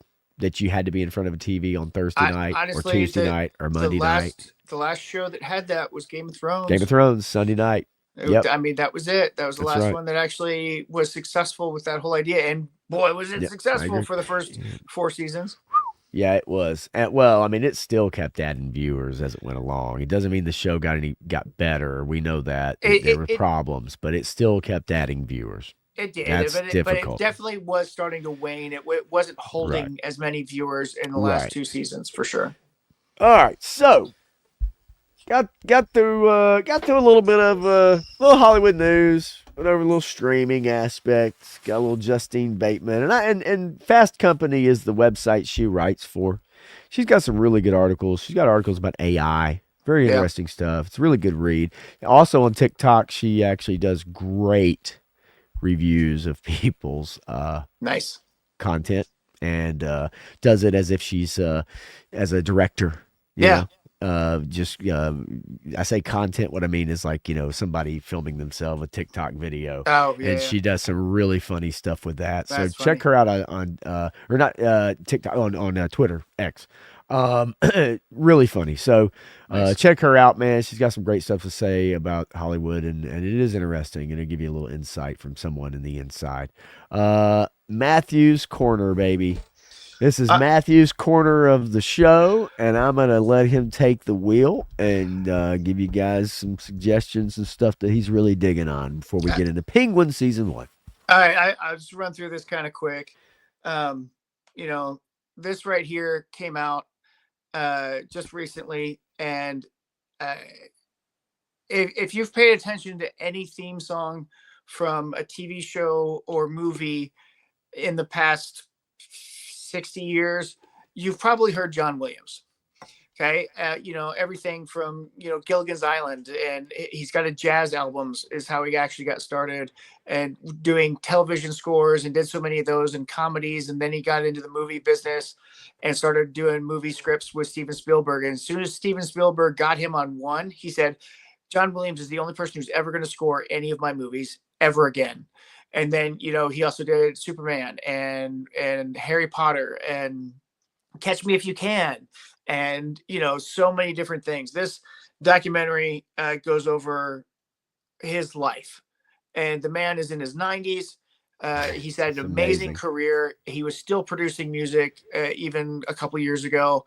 He probably still is. His entire family were musicians. His father was a musician. His children are musicians. They play for bands like Toto and I forget all of the rest of them, but basically his three kids were all a part of the music industry at some point in their careers. So incredibly musically talented on so many levels, genius, and he took four notes and changed the world. Oh with yeah. dun dun dun dun. Yeah. I mean, and they talk about that story in the documentary, obviously, and he actually asked, because he didn't know. He asked Steven Spielberg. He said, "What did you think when I did that? When I sat down on this piano and played those keys for you? What did you think? Did you think I was crazy?" And he said, "No, I didn't think you were crazy. I just didn't get it. But you just kept saying, listen to it again, listen to it again." And then he saw the brilliance of it. He saw the simplicity. The temp track that was used in Jaws was another John Williams piece from a different movie. And he's like, "No, that's too crazy. That's too screechy.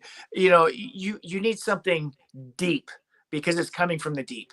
You need something threatening, and just going into this whole detail about it. And if you love music, this is something to watch, because his history in music is freaking phenomenal. Like I said, from jazz on forward, the people he worked with, the projects that you may not think that he was involved with, he either played piano on, he played drums on, he played some musical instrument on. Prior to becoming a conductor, he was working his tail off, playing music and writing music for just about everybody in Hollywood from let's see, 30, 40, 50, from the 50s on.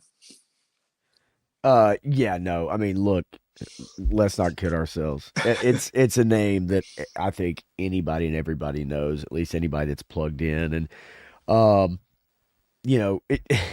Home Alone, I think too. Like there's so like a ton of soundtracks, right? Like Yeah. that he has done, and it's just I want to watch this. I haven't yet, but I knew it was So good. out, and I have watched many a documentary. I've watched those old Star Wars ones too, that shows Yeah. him kind of there during Empire, like trying to chart everything out, and it got the film up on the screen where the orchestra's playing, and it's just like, Yep. can you imagine what that was like? Binary And Sunset is one of my absolute favorite yeah. pieces of music ever. And you know what's funny is, because as a teenager I listened to it, and I said, "Is that Tchaikovsky? That sounds like he's got a little Tchaikovsky in there."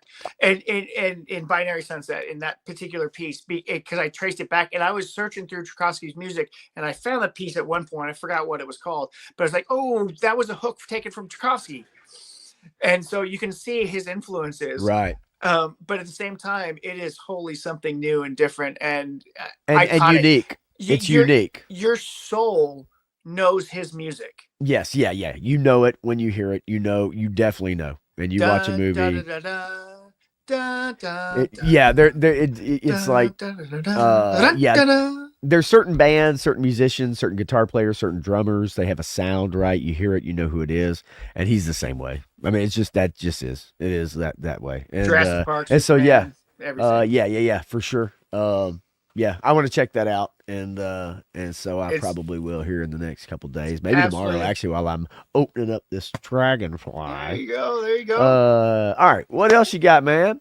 Come All on, bring right. it on, bring it So on. Wraith Mace is here. He is the Hammer. We are the Hammer. Wraith Mace what's in the up? house. If you want a incredible Superman story that has to do with the family and life and being Superman, that's not all about busting bad guys and action adventure type of story, but you want a real story about Superman, this show is amazing. And it's in its fourth season, and the ground that they're covering in every season, but in this season in particular, is powerful. It is everything. If you are a parent, you should watch this show because it has the relationships between husband and wife and kids and grandpa. And everything else is really amazing, and how they deal with other people and family dynamics. There's so much in this show that is underrated, in my opinion. And Tyler Hoechlin kills it as Superman. Um, Bitsy kills it as Lois Lane. Just about everybody they picked is amazing. And there's some disruption because they got a Jonathan Kent was the original actor said I can't do this anymore and had to step away, and they brought another actor, and you thought it'd be a little jarring, but the other actor's probably a little bit better. Okay. Uh, and if you like the old one, then you're gonna like the new one. And the new one actually looks more like the other actor who plays Jordan Kent, his brother. But it's just there's so many interesting dynamics in this show. It's in its final season. There's only 3 episodes left for the entire series. It's 4 seasons in total. I highly recommend you go check it out if you are a Superman fan at all, or if you like family dynamics shows. And there is an action adventure thing. There is, Superman being Superman, and dealing with Lex Luthor and some other existential threats that are coming through from a drug that makes people superheroes, or all kinds of interesting things. It's in my opinion the best of the CW shows because it is ending as strong as it started, in my opinion. And Okay. it's only 4 seasons. And while I liked Arrow a whole lot, the first 3 or 4 seasons of Flash I thought were really good. um, this one is 4 seasons, really well done content, and it's hard to believe that it is in the Berlanti universe. And it may want you to go back. It may compel you to go back and watch those old Supergirl and other types of shows, which were okay. And Tyler Hoechlin killed it every time he was on screen in those shows as well as this, in my opinion. Okay. So another one, go check it out. It's on the CW app, which is free. And then, there's, if you have any DVRs or YouTube TV or whatever, you could be recording it that way too. HBO, I believe, only has their season 3 currently because it's streaming on the CW until it comes over for the last So season. if you're not on cable, you might have a little like just get finding it and trying to get like at least 1, 2, 3 and then Yep. catching up, right? But Yep. obviously at some point in time people will be able to go back, right, and Yep. try to catch up with it. And I'll tell you, I watched probably the first 4 episodes when it came out because I'd heard Yeah. good things about it. Some of the same people we follow were talking good things about it, and I watched it, and then for no reason really, it just I fell off. It is what it is. Yeah. No real reason. I thought it was actually really good. And some of it too. And Clint Jorgensen says the Flash and Arrow couldn't have ended worse than they did, and it's a shame the way that those things kind of went, right? Because they kind of had a model there that Yep. was pretty good, right? Pretty good, and with those shows, but obviously this one 4 seasons, nice Yep. and tight. Right, you don't go on too long. You don't just extend it out, and it becomes Yep. kind of just not interesting at Right. all, and become that way. Maybe you end on a strong note, I and was I was really worried about the 4th season because they said they changed a lot of things. They didn't bring back all the actors, and and so you're like, well, how are they going to tell these stories? But they brought back just about everybody for at least an okay, episode or two. So well, good. Good. Yeah, and look, man, here's the deal. Like, yeah, a lot of us. I mean, you know, either A, single, B, though, with families, right? But, you know, you're into what you're into. But there are plenty of people out there that still enjoy like family content and good, like quality, wholesome stuff. Yep. This is it. Right. So yeah, that's absolutely. Now, um, I will tell you that I wouldn't call it wholesome. I wouldn't call it wholesome, folks. I'd call it a Oh, wait. my bad, my Two bad. more, Hang on. two more, That's two right. more. Hold Okay, on, hold on. two more. Okay, my bad, my Okay. bad. Yeah, you told So, me you had a couple, so I'm gonna yeah, make yeah, sure. But sorry. yeah, so no, go right ahead. Keep on going. But GI Joe oh, number now we're. one That's right. Yeah, from yeah. My bad. Skybound Yes. comes out tomorrow. So make sure you visit your Yes. comic book shops. Hopefully, it's already in your pull list. But it should be coming in tomorrow. And look for my picture. Hopefully, my picture made the cut. I Could can't be an wait extra to get large this. issue. And it's kicking it all off. So there's a lot of buzz around it. People are Yep. super excited, and they've got to pick it up, and they've got to do as good a job as Transformers has been doing in terms of telling a story. And the way they've done the build up and lead up, I think that they might do it. There were some hit or miss issues here and there in the first 4 miniseries that they've done, but I really do. This is going to be cool. So go check it out. It looks like it's going to be a lot of fun. Mine's in my pull list. I won't be able to pick it up till Thursday, but go out tomorrow and get it if you can. So I'll just be real quick on this one. Hey, no, it's all good. I'm just show these off while you go through that. Oh yeah, Okay. yeah. Check it out. And 3-star. I hope that came in good condition. There was no damage or anything. Hopefully, and enjoy. I saw that cover and I immediately thought of you, and I said I got to get this for him. So That's awesome. that was Scrap Iron. I know that's the one you were talking about. Yep. Yeah, for sure. Yeah, I got it. Good stuff. All right. So And- continue, my friend. just the last one. I was super happy with the way this turned out. So I just wanted to share this real quick. I wrote the final chapter in Mary Shelley's Frankenstein. So this is my version of it. And so it goes: with Victor Frankenstein dead, the creature wanders the Arctic, unable to kill himself, until one day he's approached by a man while in a blizzard. The man reaches out to the creature and says, "Creature, come with me and live amongst the northern elves. And here you will find peace and a name should you desire it." The creature is weary of the ways of man, but he notes something different about this one. He's a magical quality to him that cannot be explained. The man said he was an elf with his long white beard and wreath of holly on his head and a bright red suit. He instills an air of joy and hope. The man seems as if he knows the creature and accepts him. The creature, weary of lonesome travel, reaches out his hand to go with him to the North Pole.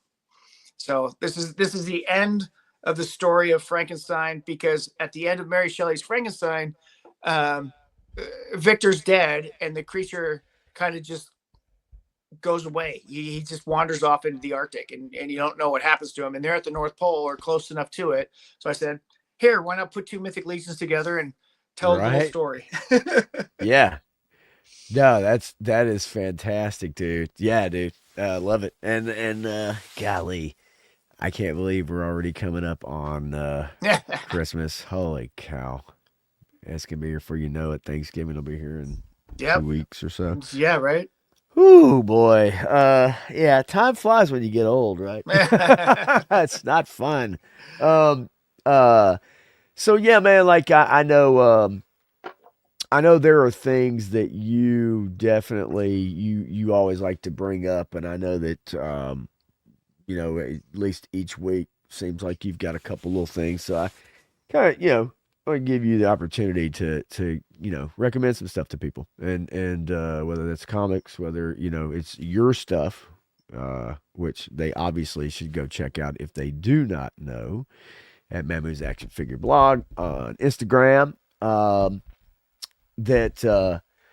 You always have good stuff, man. They're always good recommendations, and yeah, the Joe thing, the comic tomorrow, it's on my pull list, so hopefully it'll be there. If not, I'll just have to go grab it and tell them don't worry about it this month. But yeah, I'm excited for that. Can't wait to see if the pictures are in there too. Right? Yeah. Yeah, I can't wait. That'll be fun. And if it is, I'll be showing it on well, maybe tomorrow night, but All definitely right. next Tuesday for sure. And yeah, the Frankenstein fig is dope. 3-star It's really draw. cool. Also said I still got to open that Father Christmas figure.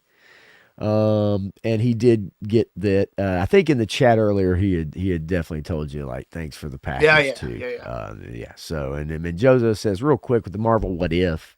They should do Marvel Presents, showcasing a different new character every episode or season. I like the What If. I know that this newest season is gonna have the zombie thing again, right? You've seen it in the previews if you've watched it. You know, whatever, right? I mean, it is what it is. I like it okay, but I'm with you, Menjoza. Joe fan 84. What's What's up, going bud? on? Made it just in time for the Penguin. The Penguin. So I jumped the gun a little while ago. It was a few minutes ago, and I apologize for all of that. Gonna put this up really quickly. And I'm gonna put this up really quickly. And then I'm Spoiler also going to alert. put this up really quickly, folks. Okay? Spoiler alert. Spoiler alert. Spoiler alert. Spoiler alert. Okay. Burgess Meredith Listen, comes back to life and has his thing at the end. No. that is a true story. Sophia marries the Krampus figure and lives a happy life in Mexico. They start a new crime family called the Christmas Day family. The Giganto Christmas family. The Gigantes.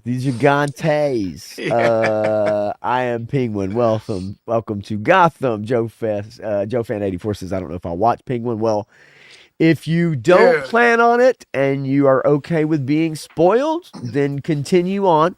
And I'd love to have you here. Of course I do. it's If so you good. if you think you might, I don't want to spoil it for you, but also don't want to wait a whole nother week and go over it. Yeah. I mean, look, man, if you have been watching this show, then you're on top of it. And I said earlier, at work, I've had people coming in and they're not like, oh, I just started. They're like, oh yeah, did you see the last episode? You know, so that's what it's been like. It started out with me telling people, and then, you know, they caught up on 4 episodes in or 6, 5 episodes in. Yep. So, most of those people are caught up. If you're into this show, chances are you've watched it between Sunday and now, you know, and if you haven't, if you don't mind spoilers, stick with us. If you do, I just want everybody to know. Okay. So, man, oh man, oh man. All right. Last episode. This episode was awesome. I loved every. Now, as a little bit of a recap, each episode has been pretty strong. Okay, pretty strong. Occasionally a show will have 8 episodes a season, 10 episodes, whatever, and there's always like a weak one, right? There's always one that's just like, ooh. But each episode was very strong. Were there moments sometimes that maybe didn't hit with me? Couple. Yeah. Minor gripes for the most part. Colin Farrell is going to win a lot of awards for this show. I don't know how he won't. He has to. I mean, there is no way that he's like not winning all the freaking Emmys. I mean, the way he emotes through that much makeup, it's especially amazing. especially in this episode. Oh, right? Especially in this episode. Yeah. So you know, just to kind of give you the background, this is a gangster story. This is a comeuppance story. This is also a lot of very bad people. They're all bad people. There's not one redeemable person in this show. There's one. No, I don't think so. I really don't think there's one redeemable person in this show. I think there's one, but they don't make it. No, and again, I still don't think that's a redeemable person. But nonetheless, it's a show about bad people doing bad things unabashedly. And Penguin is a guy he's been a low level crime guy in a crime family. Doesn't gets respect, but he's not looked upon as No, no, somebody super highly. he doesn't. He's He doesn't get respect. well, They call him the Penguin, and that's a derogatory name. he doesn't get respect, but I guess from some people, at the very least, there are times where I think they, like Sophia has told him before in the Yeah. past when they did flashbacks when she was younger. Sophia is the Falcone daughter. She was looked to be taking over the Falcone crime family until she decided to talk to a reporter about some murders that were happening, possibly involving her father, Carmine. And he sends her away to Arkham Asylum, and she gets blamed for the murders of many young women, and they are all hanged, which was her father's doing, but we never saw that. Right. It was assumed. And so she's called the Hangman. So she spends 10 years in Arkham, and she was only supposed to spend, what, a month? 6 months. 6 months in Arkham, and then come have a trial and get out. But her father was able to keep her there because the crime families are very powerful in Gotham. Meanwhile, the Penguin is working his way through. He has a mother that nobody knows about. And he is always trying to tell her he's going to do better for her. He's going to be on top. He's going to win. He's going to give her everything she ever wanted. But she lives in a little shitty house in a shitty part of town. Not a terrible part of town, but just a little house by herself. She's obviously got issues, right? She's got issues with, she gets triggered by some stuff, has memories. It's kind of a dementia type thing. And so he's always taking care of her, right? And Well, always worried about her. so Penguin is a survivor. He works Yes. for both the big crime families, and he goes back and forth. And it's only because he gets caught in a situation that he Thank you, Black switches Genghis. sides. What's up, buddy? Appreciate you. It's only because of the situation he gets caught that he has to weasel his way out. And so he's a master manipulator. He's manipulating everybody. From the very beginning, you see him cowering in fear and then flipping on a dime. Right. And something changes in him in every episode, but basically he's a survivor. And He that's is. his thing. Yes, he is a survivor. That is definitely. I think each episode he finds a way, thinks on his feet, even though one of them's really messed up, and he finds a way to think on his feet, and he finds a way out of situations. Now, I will tell you that, like the Dexter show on Showtime, there are times where I'm like, all right, is he going to get out of this one again? How's he going to get out of it? You kind of know it, right? He is the star of the show. Yep. And so there are times within the show, just being honest, where I'm like, okay, that was a little convenient, whatever, fine. But it's still good television. It's still a good show. It's still good writing. Yep. The characters are fantastic. Sophia goes through her own journey of getting out of Arkham, while Penguin goes through his own journey of trying to get allies and rise up to stature. We get to see Gotham play as a character in this show. We do not see the Batman. He is not a character in the show. He is not even barely mentioned. Barely. As much as I love this show, I think that's the biggest misstep that they I had don't- in here. I think the misstep was at the end. I don't think it was. And go right ahead. I'll let you. I think I know what you're going to say though. People should have been afraid of the Batman. We don't have to see him, but he Yes. still needs to be a presence. And Yes. and he's only mentioned like one or two times, and it's in passing, and nobody pays attention to it. And Yep. it should be at this point, he should be a presence, especially in the communities that Oswald is working in, right? Because Yep. he's working in those desperate communities of gangsters, the low level gangsters, or the other gangsters that aren't the two big ones, big families, right? So there should be these rumors, these talks, this fear of this vigilante that's coming out here, and he's killing people, or whatever, he's breaking the stuff up. So there was no discussion of that at all. I wish there was a little bit of that. It didn't have to be overwhelming, didn't have to be overpowering, but just a little bit more, just a couple more references here and there. And they're trying to look around or pay attention to see if the bat's around. I would have liked to have seen him at least, because in the Batman movie, just the fear of him, right? Yeah. causes people to maybe pause. And Yeah. I would have liked to have had that somewhat in Yeah. the show. Not have Batman in it, Right. but you're right. The fear of him, the Right. idea of him. Really quickly too. Newspaper articles or something, anything. Right. Joe Fan 84 says, yeah, Batman struck fear in the scum of Gotham. 3-star draw says the show didn't need Batman and overshadowing everything. I think it worked better. Maybe another longer mention of him at most. And Clint Jorgensen says, I think it was refreshing to not hear from Batman. We'll get more than No, enough in the next movie. well, and I get all that. And Colin Farrell's in the next movie and contractually obligated to be in the third one if they should do that. I get that. I didn't want him to be an overpowering presence, but I wanted reference to him. There should have People been at should- least because otherwise these crime families and all this stuff's going on unabated. And it's Exactly. like, you know, And that's what it there's looks like. no ones in the middle, nothing, right? So- So you know. after the Riddler incident and the explosion and the flooding and all that stuff, Batman disappeared after helping all those people, becoming a symbol of hope. Because he becoming in the first episode is where Yeah. they make the mention of the Batman helping people, but you didn't see it on TV, but you Right. heard it off of the television about the flooding and all that kind of stuff from the movie. So yes, I'm with you. I think the show works fine without it. I do think it's a little weird that because he has already been a presence in Gotham and this is Yep. happening post that, Yep. that he would have been a presence with this gang war going on. Yep. And you know, so it was a little weird.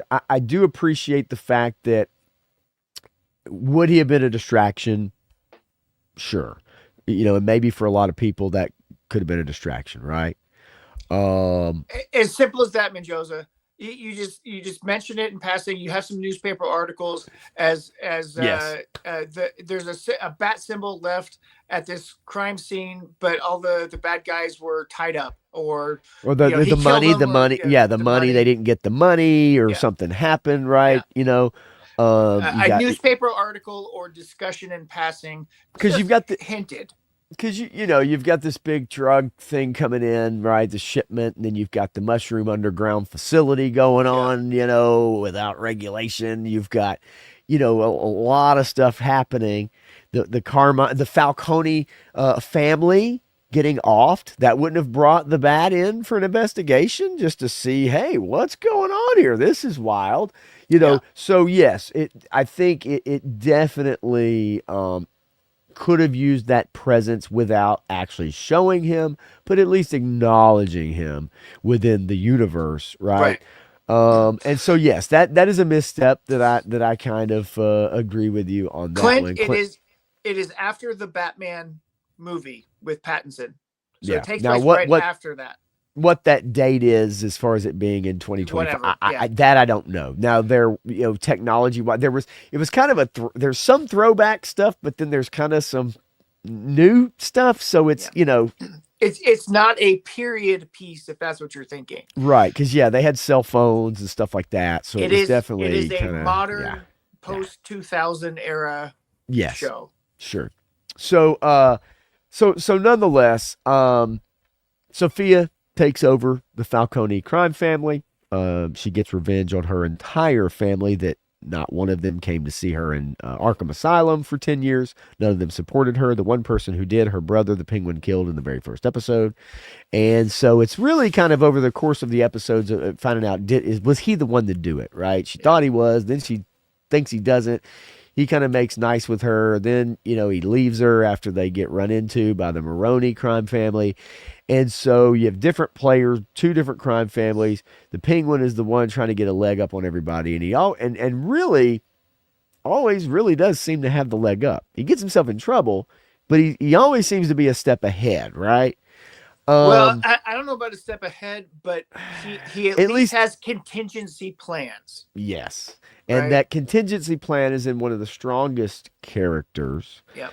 which is Vic. Vic, Okay, Vic, the kid that plays Vic. Now, I wouldn't call him a kid. He's probably 25, 28 years old, whatever. whatever.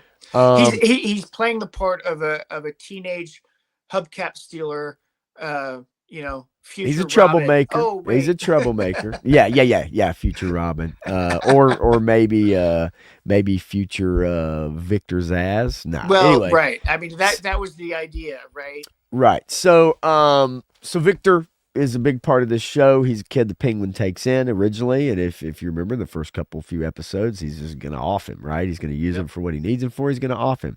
He killed some of the guys he was with, or so Sophia finds one of the kids he was with that was stealing the hubcap. She kind of tracks all this stuff back, so his friends kind of get off. Penguin's gonna off him, and then he's loyal to him, right? And he saves him on a few occasions. And we're gonna get to the last episode here, really, pretty shortly. Um, Victor is a good character. I think a lot of people fell in love with Victor because of his loyalty, but I think when you have a young character like that that's caught up in this world, that just kind of wants to please somebody, he has a speech impediment, he's a stutterer. Um, and you see his backstory. He Now, lived in Crown Point, which was affected by the flooding, yeah. right, from the Riddler in the Lost his Batman family. movie. Lost his family, and he has a girl that in one episode wanted him to leave with her, run away, start a new life. Let's get out of here. Let's go. And she's waiting on him. And what does Well, he and do? Penguin was ready to let him go. He Ready to said, let him go. if you got to And go, go. yep, and he doesn't go with her. He stays loyal to Penguin. It's like a father figure in a way, so to speak. Victor is kind Well, of the, like I and said, this comes down to the cult of personality, the cognitive dissonance of it all, right? Is right. is that is that he manipulated this kid, and saying, yeah, if you got to go, you got to go, whatever. I'm disappointed. He messes Whatever. up a couple times. There's one time where he couldn't put the jewels in, but he ends up crashing the car, outside with Yep. the brother's body, right? The Falcone brother, Sophia's brother, and then they're able to blame it on the Maronis, right? Yep. So that they take the rap, and then Penguin convinces Sal to take the rap for the brother being offed, who after the father died, the brother is supposed to be the new head, but he literally gets killed like that day or Yeah. whatever.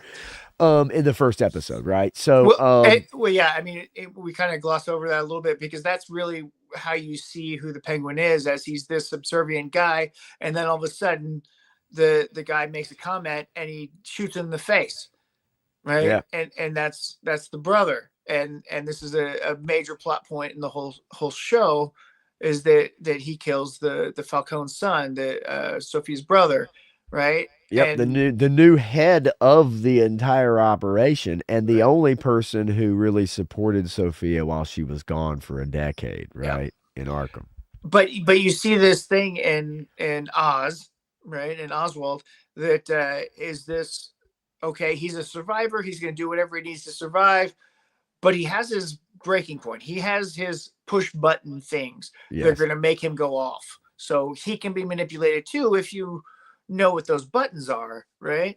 And but so he is prone to emotion yeah.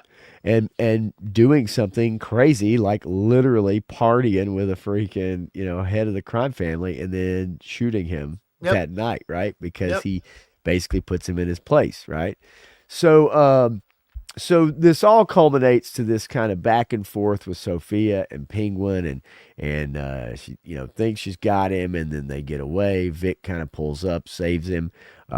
She goes through her journey of getting rid of her family, taking over the Falcone family, and then changing the name of it to the Gigante family, bringing in all the Well, different rival there, gangs. there's a reason for that, right? Because she realizes what her father did. Her father put her away.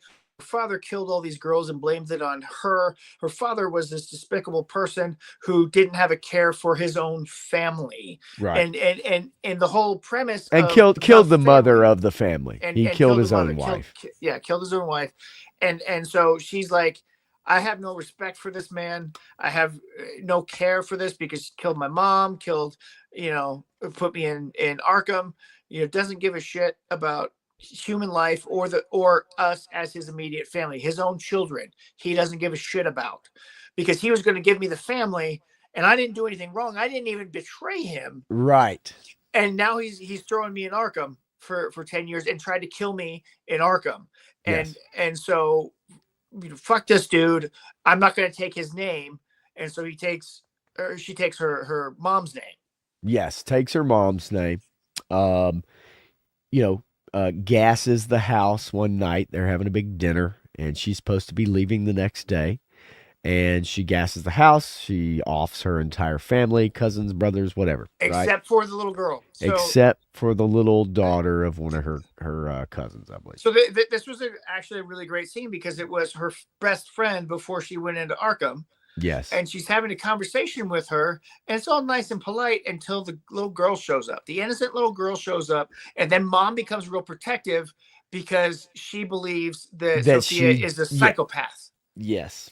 And so gonna be like, oh really? So I'm gonna milk this. I'm gonna play into this. She can't do shit about it right now. And she like befriends this little girl, and then at the dinner, she says, hey, you want to hear those stories? You want some cake? Come on out here with me. And they go and they sleep in the greenhouse, right? And then while she goes to sleep, she goes back in and gasses the whole family, kills everybody in the whole freaking house except for the one guy.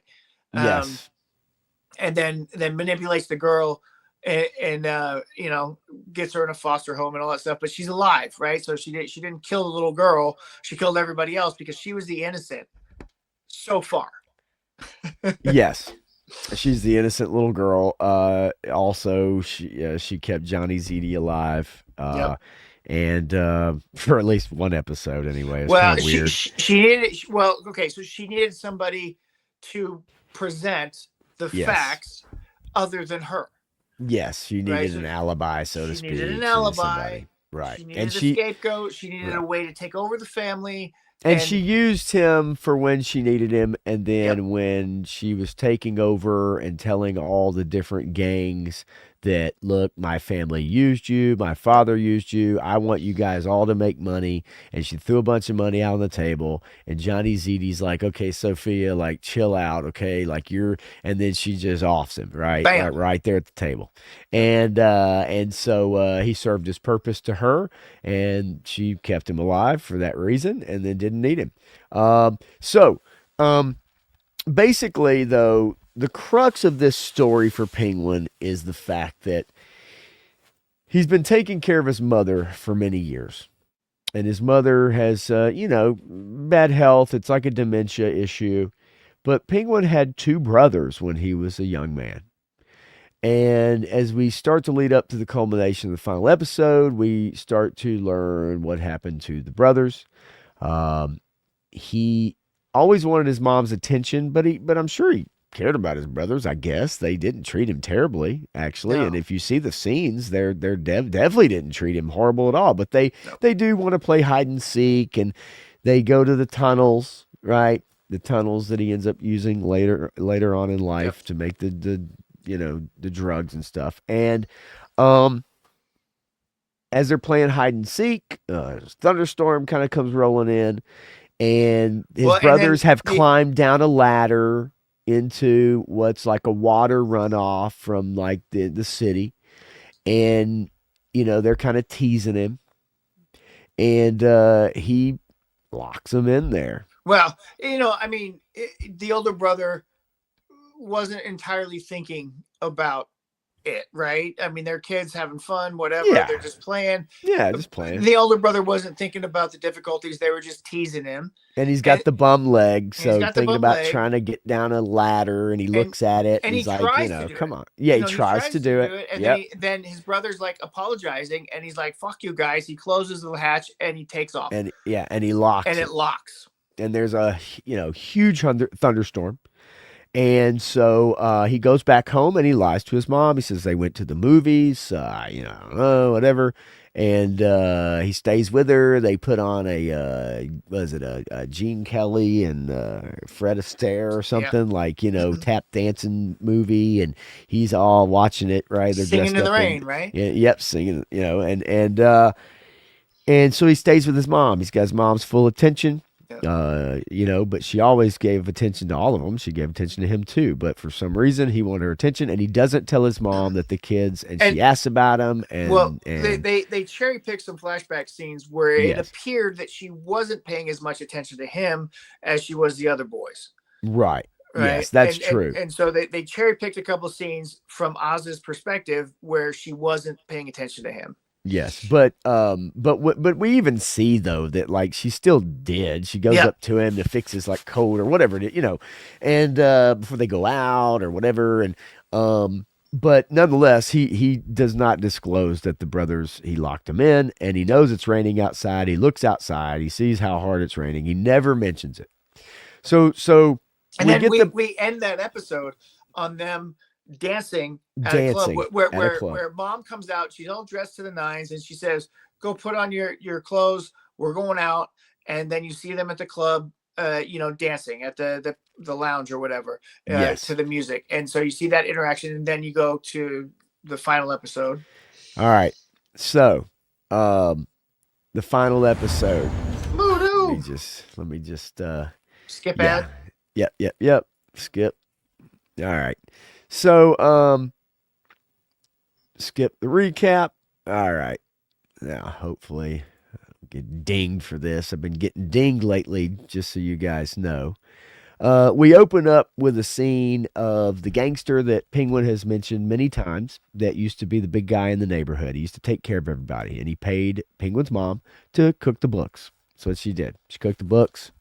And he comes in, has a conversation with her, and basically she says, "Look, I know that my boy was with him that night. I found a flashlight in his jacket, and I know that he knew what happened to him, and he's lied this whole time, and he's just been trying to take care of her. Ma, I cooked your meal. Here's your meal. Set it outside her door. All this stuff." So this hometown gangster is like, well, you can do one of two things with this. You can either off him or you can cultivate it. You can turn him into what you want. You can mold him into what you want him to be. Yep. And so they come up with the idea that she's going to take him out, and this gangster is going to take him on a drive. And the way they do this is also very subtle, right? And he says, or you could leave it. You can leave, yeah. And she's like, "No, I couldn't do that." And he's like, "Would you help me with that?"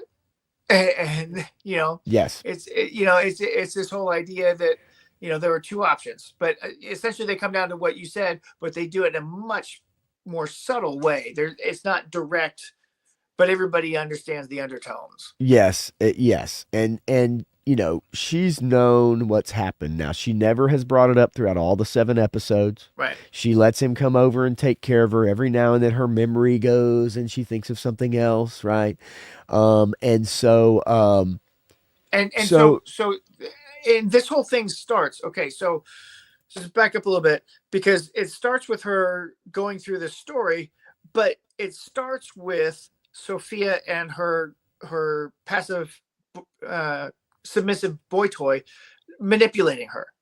We know that they have her in custody, and then you see these flashing lights. And so you talk about the editing things going on in this episode. The editing things are there to show the changes in consciousness, the past and present, the disruptive nature of storytelling in this episode are directly related to the emotional context and, right. and going back and forth in time. Right. And like her mind, how it works as it goes in and out of lucidity as her dementia increases, along with the psychological manipulation to try and draw this information out of her. Because as she's telling the story, she's telling it to Sophia and her boy toy. Yes. Now Sophia has captured the mom, and I didn't mention that earlier, but yes, it culminates the episode before. She finds out where the underground drug lab is. She blows it up with a bomb. She also, before which that takes happens, out like a city block. Yeah, it takes out a city block. She captures the mom. She finds out he has a mom, private detective, and goes and grabs Penguin as well. So she's got the mom. Sophia does. She's got Penguin, and her psychiatrist that was at Arkham, that is out of Arkham now, is still treating her, whatever, right? Whatever they're doing. And he says, "I want to be with you. I want to do whatever it is you're doing. You're on your way up. And then I want that feeling, of doing something important, whatever." Because he misses being at Arkham, for one. And so he starts to work on the mom, and Sophia asks him. So she she wants him to kind of dive in to find out about Penguin. Now we're gonna go through it, but I'm gonna give you some of my issues. Nonetheless, you're right. That does start out with them. They ask her to kind of go back. She goes back in her memories, and then that's where we get the conversation of her getting out of bed. The gangster comes to visit her. She then asks for his help. And then we do see the scene where she puts on her black sequin dress and asks him, Penguin, as a kid, to put on his suit. And I they're thought going to this go. kid did a great job. Oh, the acting kid was also. amazing. Now, so this kid is amazing, y'all. And he does a fantastic job acting. And he is a highlight as well. He really is. He's very good. And he portrays a young penguin. And man, it's scary because like there's never really a part where you see him necessarily as an evil kid, but it's just he has the ability to compartmentalize and just block stuff out or just create his own reality, Yep. right? And even then they don't really show that, but it's just in this kid playing this part, his dialogue and everything, his dedication to his mother seemingly, right? So they're at the club, and then basically, they're talking, and then every now and then she looks up, she sees the gangster kind of looking in the background like, hey, we're going to do this, because she was going to send him off with the gangster in a car ride, and that was going to be the end of him, right? And so then he somehow convinces her that he's like, I see you, Ma. They don't see you the way I see you. And I'm going to take care of you. I'm going to give you the best. I'm going to give you the best. I'm going to do everything I can to make sure you live the life that you deserve. I'm going to And get you that penthouse view, the top of yep, the building. You're yep. going to see the whole city. You're going to see the whole city. And so evidently, I love that too. In that moment, he says, I'm going to prove it to you. So in that moment, she makes the decision, and obviously she made the decision to not send him on the car ride, obviously, because the show wouldn't exist without it. Victor comes to Crown Point and realizes what's happened. It's been blown up. And so so he's been rounding up all the troops. He's been rounding up the gangs to come back and help the Penguin. And so that's what he was assigned to do, is go gather them, because Sophia's going to come hit us hard. Gathers them, they get there, they all come out there and see what's going on, and they're like, fuck this shit, we're out. Yeah, it's they're like, hey, nah, we're good, right? We're good, dude. He's not here, right? They don't know. They're like, hey, we got to find him, and so and like, we're not here for the Penguin, we're here for the merch, for the merchandise, right? And so Vic's trying to tell him, hey, man, y'all are a bunch of cowards, and like, y'all wouldn't be in this position if it wasn't for him. And then one of these guys comes up and kind of socks him in his gut and says, hey, you need to shut up. Well, you need to it's not know just your that. place. Yeah. You can't talk to these people that way. Basically, he's protecting him, honestly. Yes, he's protecting him in this moment, right? Yep. And you see that. You understand what he's doing. It's pretty obvious. So he kind of, protects Vic. Vic goes kind of, running and searching, for Penguin, kind of, asking around. He runs into one of the guys that was working for him. Yep. And Zeke says, hey, this is what happened, and they bombed it, the Sophia, and they got him. They got Penguin, right? So then, we cut to Penguin waking up. He's been got. He's got freaking cloth in his mouth. So Sophia's got his mom, she's got him, and they're both tied up. So this is where I had issues with this episode. I don't know why Sophia's so close to leaving, and whatever her goals are, whatever she wants to do, and yet she decides to take 15 minutes or whatever to be a psychiatrist. No, and get no, hang on. Hear me out. Just hear me out. I think it's weird and I think it was, I didn't like it. I didn't like it. She's playing Penguin against his mom. I think that's really weird. Why does she need to do this? I don't know. Does this give her satisfaction? I don't know. She has her psychiatrist guy there, Julian, with her. So, yes, okay, they captured the mom. She wants to do it because she wants to find the one thing Penguin really cares about. She finds out what he really cares about is his mom. And we find out he doesn't care about his mom. We found out he acts like he cares about his mom, but he really doesn't care about his mom. And then when she tries to get him to admit, because she found out that he killed his brothers, right? He did that to his brothers. In Legends series, thank you for dropping in, buddy. I appreciate it, man. It's always good to see you. I just thought I just thought it was weird, Matthew. I was not a fan of this scene. Okay. I get it. I also thought it was very contrived that he's able to break the chair and get out of it and then shoot everybody and get away in a fucking car carrying his mother out the front door. I'm sorry. I'm sorry. So let me put this in context to you. Okay. Did you watch the previous 7 episodes? Because they laid this all out as to who Sophia is and what she wants. And then she explicitly lays it out that how she wants to kill the Penguin.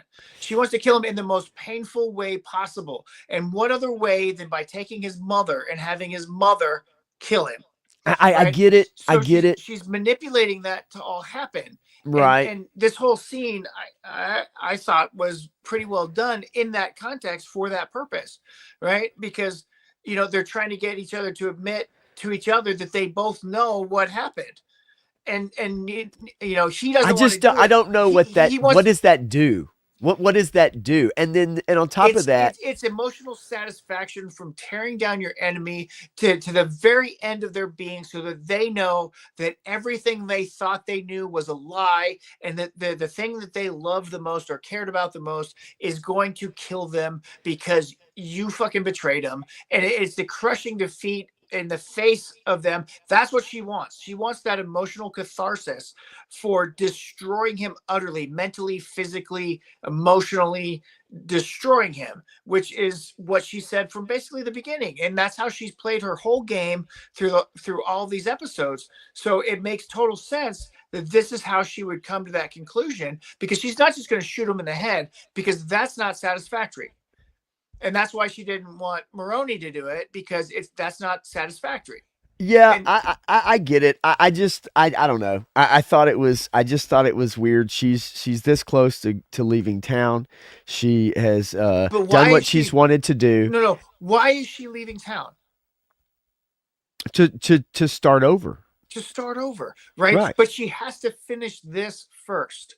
This is the pinnacle point. She didn't want to leave.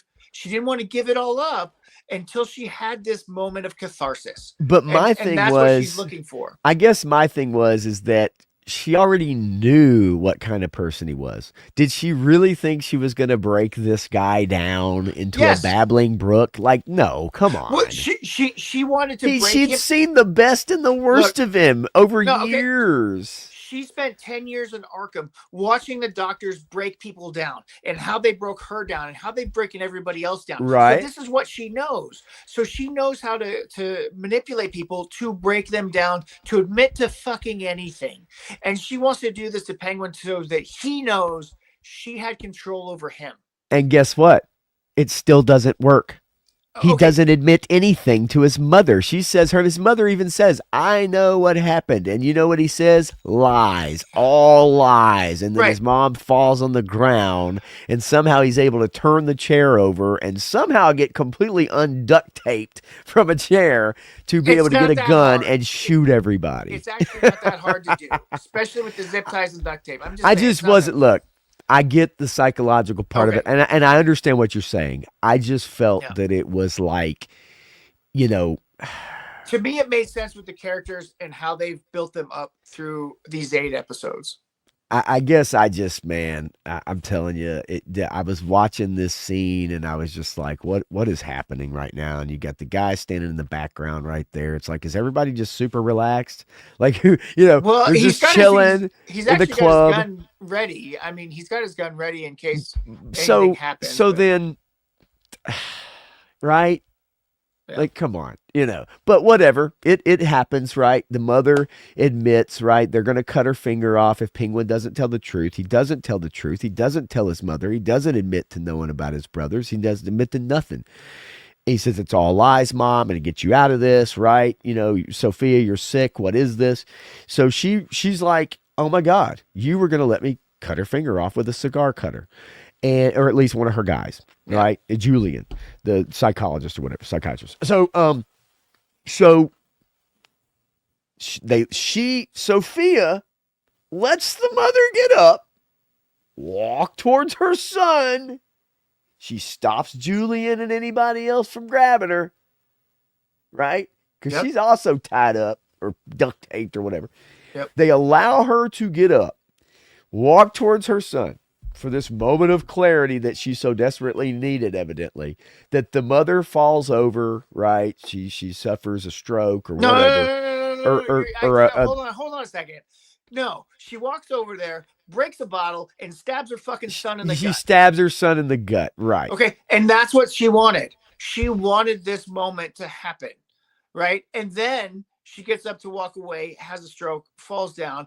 Penguin knocks himself over because he's bleeding and he's stabbed, and he rips himself out of the chair. Yeah, okay, there's some suspension of disbelief going on there. That's all I'm saying. All right, but honestly, that's the only part that would be of anything to me, and how fast that he got back into action.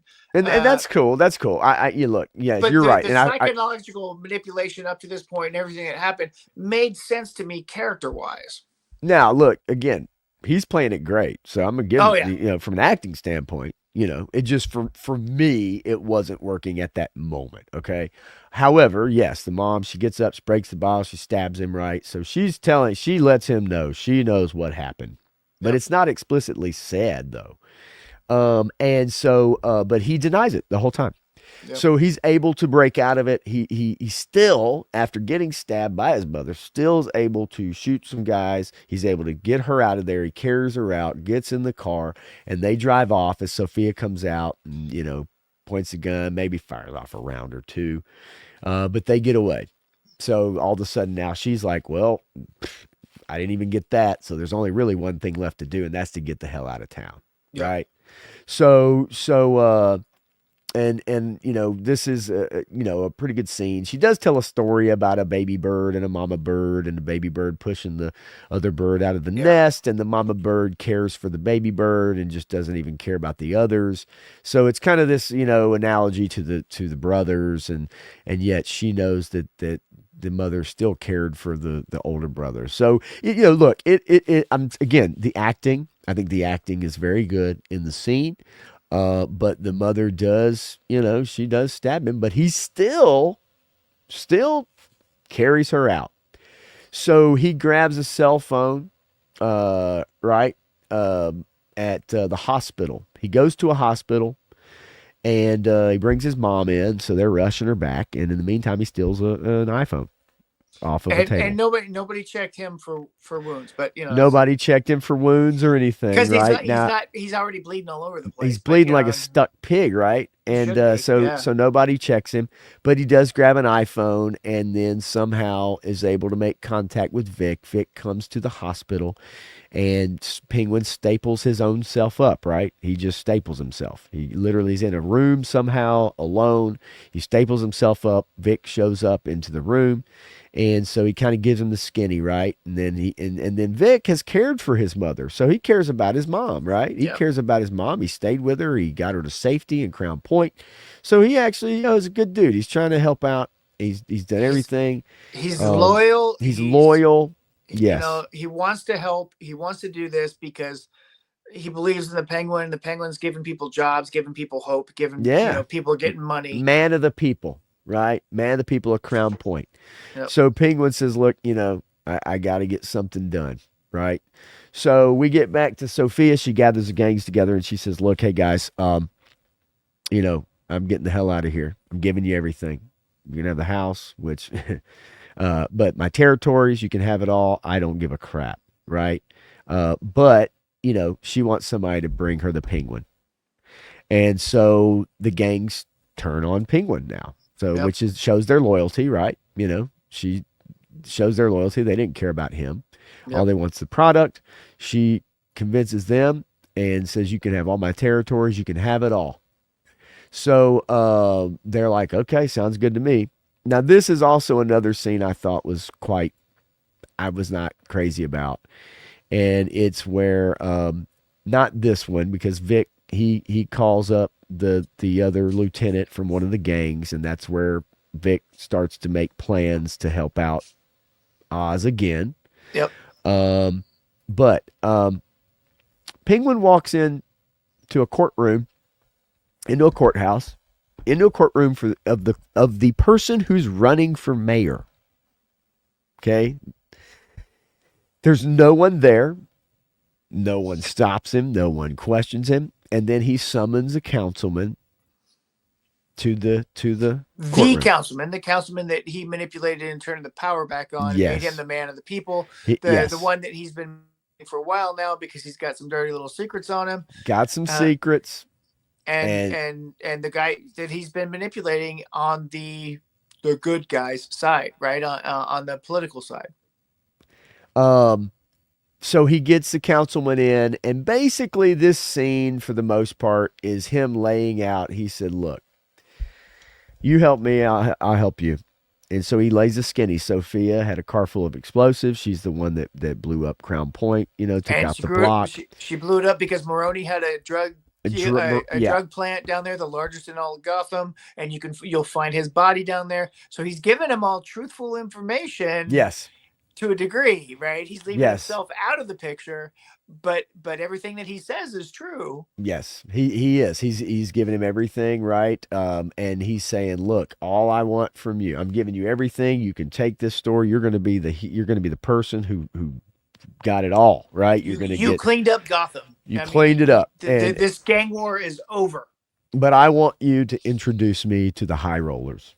Yep. I want you to get me in. I want you to get me in some of your friends in government. I want to be at these parties. I want to meet these people." Yep. And so the deal is made in this courtroom. Now, again, he just got stabbed by his mom. Right. He bleeding like a stuck pig at the hospital, but nothing happens. Hey, some Staples and some gas. That'll fix Staples it, right? himself, right? He pours some alcohol or some hydrogen peroxide on it, right? And so but he makes this deal, and the councilman agrees to it. So then at this point, he walks away. He's feeling good about himself. And then also at this point, Sophia gets a phone call that the Penguin's been gotten by one of the gangs. Triads. The Triad.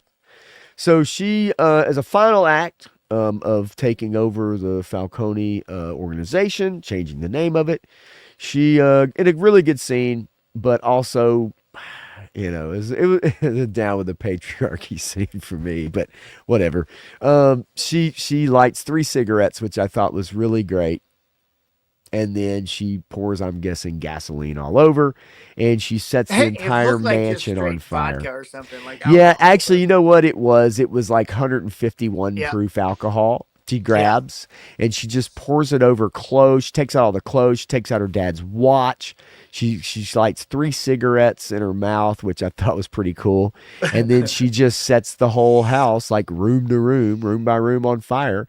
And then her drivers pack her up, and they drive off into the night as she watches the house go up in flames. So nobody's going to be living in that house, and if they are, they're going to have to do some renovating, right? Yeah, right. You have to do some major construction. But it was a good scene. I just, I implore people to watch the show. Don't watch the vignettes after the show. No, don't do it. Yeah, but vignettes aren't worth it. Yeah, but nonetheless, so she's going to the airport. She's going to board a plane. She's going to fly off, start a new life. And guess who's going to be on the plane with her? She's going to have the Penguin. And so she pulls up to the plane. Here's the Triads showing up in the background. They've got the Penguin, and they sure do. But guess what happens? They are compromised.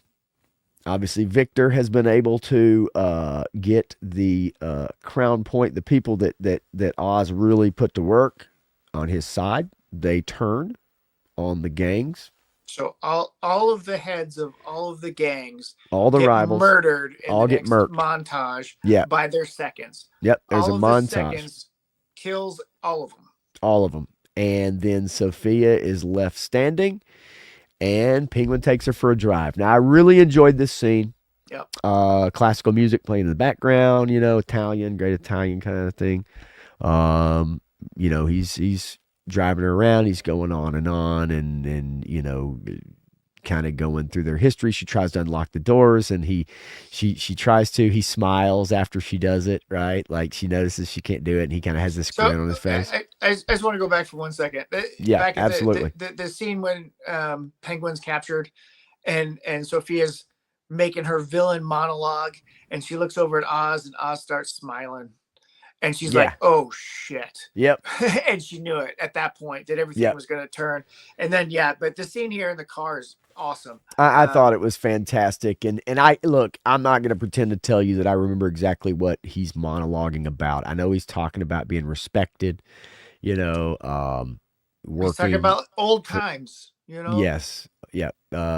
But we're trying to ultimately I took it as him basically, being a survivor, right? Like, working for years, being overlooked and, nobody respecting him or, giving a crap. He's watching her family just take and take and take and keep it all. And nobody underneath gets to have anything. And of course, at this point, she knows she's done for. Yep. And it's super poignant. This scene is the montage, and I'm not going to go through all of it, but it's the montage of all the heads of the gangs getting murked by their lieutenants, who are all joining up with Oz. And so, Sophia's like, who would have thunk it? Oswald Cobb, right? Right. And then so he gets her out of the car. He walks her up near the Gotham River, and he stands her out there, and she's staring out, looking at the lights. Well, he does this whole diatribe, and she tries to plead basically for her life or whatever. Yes. And he keeps telling her to turn around, and she won't turn around. She keeps talking, and then she finally turns around, and she's waiting to get shot in the head, and then boom, and spotlight. Then boom, spotlights, right? So, and I knew that she wasn't going to get shot, right? Well, like I knew it wasn't going to happen. I just felt. They built the tension really well. They did. They did. And the key moment is when he says, "You're going to hell," and she's like, "Well, I'll save a seat for you," because she thinks she's going to get a bullet in the back of the head. Yep. But he's like, "No, I'm going to send you back to what you call hell, which is Arkham Asylum." There's the spotlight from the helicopters. Yep. The police show up, and guess what happens? They rearrest her. And they're taking her back to Arkham, which obviously for her, she spent 10 years there. And that is hell for her. Right. I thought it was fitting. She is a bad person. Now, the show tries to make you sympathetic for her. They try to show you her struggles. She was wrongly convicted. She was thrown into Arkham by her father. And I definitely, and 3-Star Draw says, I'm going to catch the replay, guys. I got to hit the bed. I understand. And we're going to wrap it up to here. We're at the end because I've got to get Matthew to bed. So yeah, man, 3-Star, I'll see you tomorrow night. But anyway, so yeah, we get the spotlights and they arrest her. I thought it was a good scene. I thought it was interesting that, instead of him just offing her, that he's going to put her away. The councilman then takes all the evidence that he gave him, and she gets, basically thrown in Arkham for blowing up a city block and for all the deaths. Well, murdering her family. And Sal Maroni. Ending the gang war, Sal Maroni. All that stuff, right? So she catches the rap for it, and she got played. And so, yes, was she sympathetic? Yes, she was. Was she beholden to a patriarchal family of gangsters? Yes, she was. Was she evil as fuck? Yes, she was. And she got her just desserts. So we see Penguin and Vic, they're going into kind of celebrate. They go to the hospital. They see on here the hangman arrested in connection with the Crown Point explosion. The councilman's on the news. He's talking about Sophia Falcone, and Penguin's trying to celebrate with his mom. Nurse comes in and says, "Well, No. He notices that his mom's not responding. She's not responding." Yeah, and then he says, get go a doctor. Get somebody. Yeah. Go get somebody. And so he goes and gets the female in scrubs, which could have been the doctor. Could have been the doctor. But Penguin doesn't give her any respect. Right. And so she comes in, she says, "Look, your mom, she suffered, catastrophic, brain injury. She's in a persistent vegetative state." Yeah. When she, after she stabbed him and fell to the floor, right? So we see this scene, and he's trying to, hey, her eyes are open, right? Again, it's great acting. It's great acting, right? Yeah. And through the prosthetics, through the fat suit, to whatever, right? It's like it's really, really good, very convincing.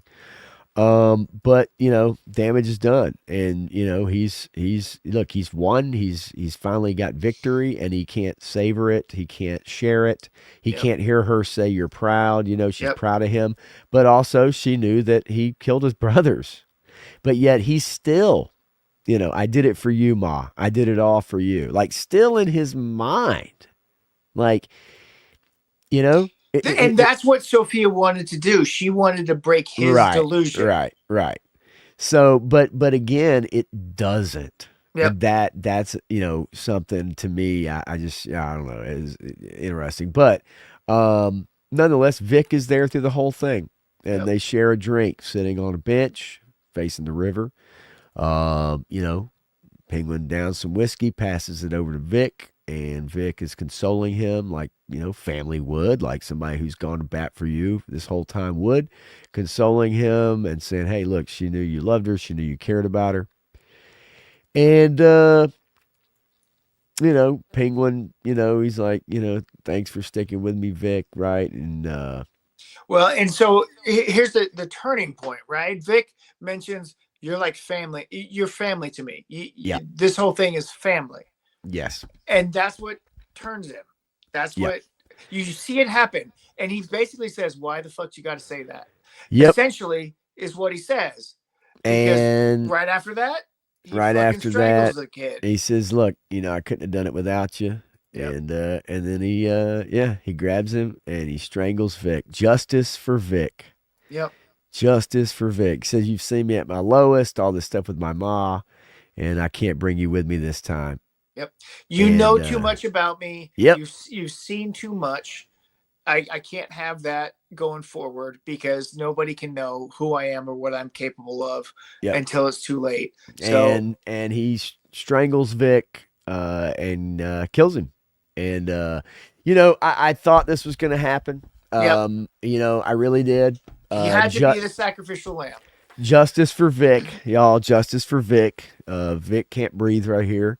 And so he gets dumped, and look, and then Penguin's like, "Look, it wasn't for nothing, right?" Yep. And of course he won, and for a moment I thought we were gonna see Vic's foot kind of twitch after Penguin walks off, maybe something, but again, this show's about despicable people. Now, let's say that Victor was, trying to steal hubcaps, and then after that he gets in with Penguin. He does some pretty despicable shit. He kills a guy, he shoots a guy, and he watches him die right in front of him, right? Just because the guy bullied him or whatever, but nonetheless. Well, but he was kind of pushed into that situation. I'm with you. Play that off a lot of things.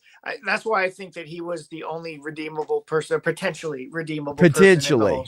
But ultimately, he still did some bad stuff. Yeah, right? Yeah, he did.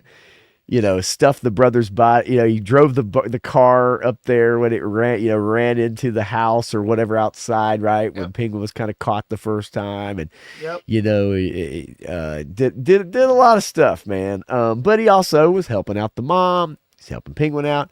Penguin goes through his wallet, finds his ID. It is his real name. Victor is his real name. And he takes the ID and he throws it in the river.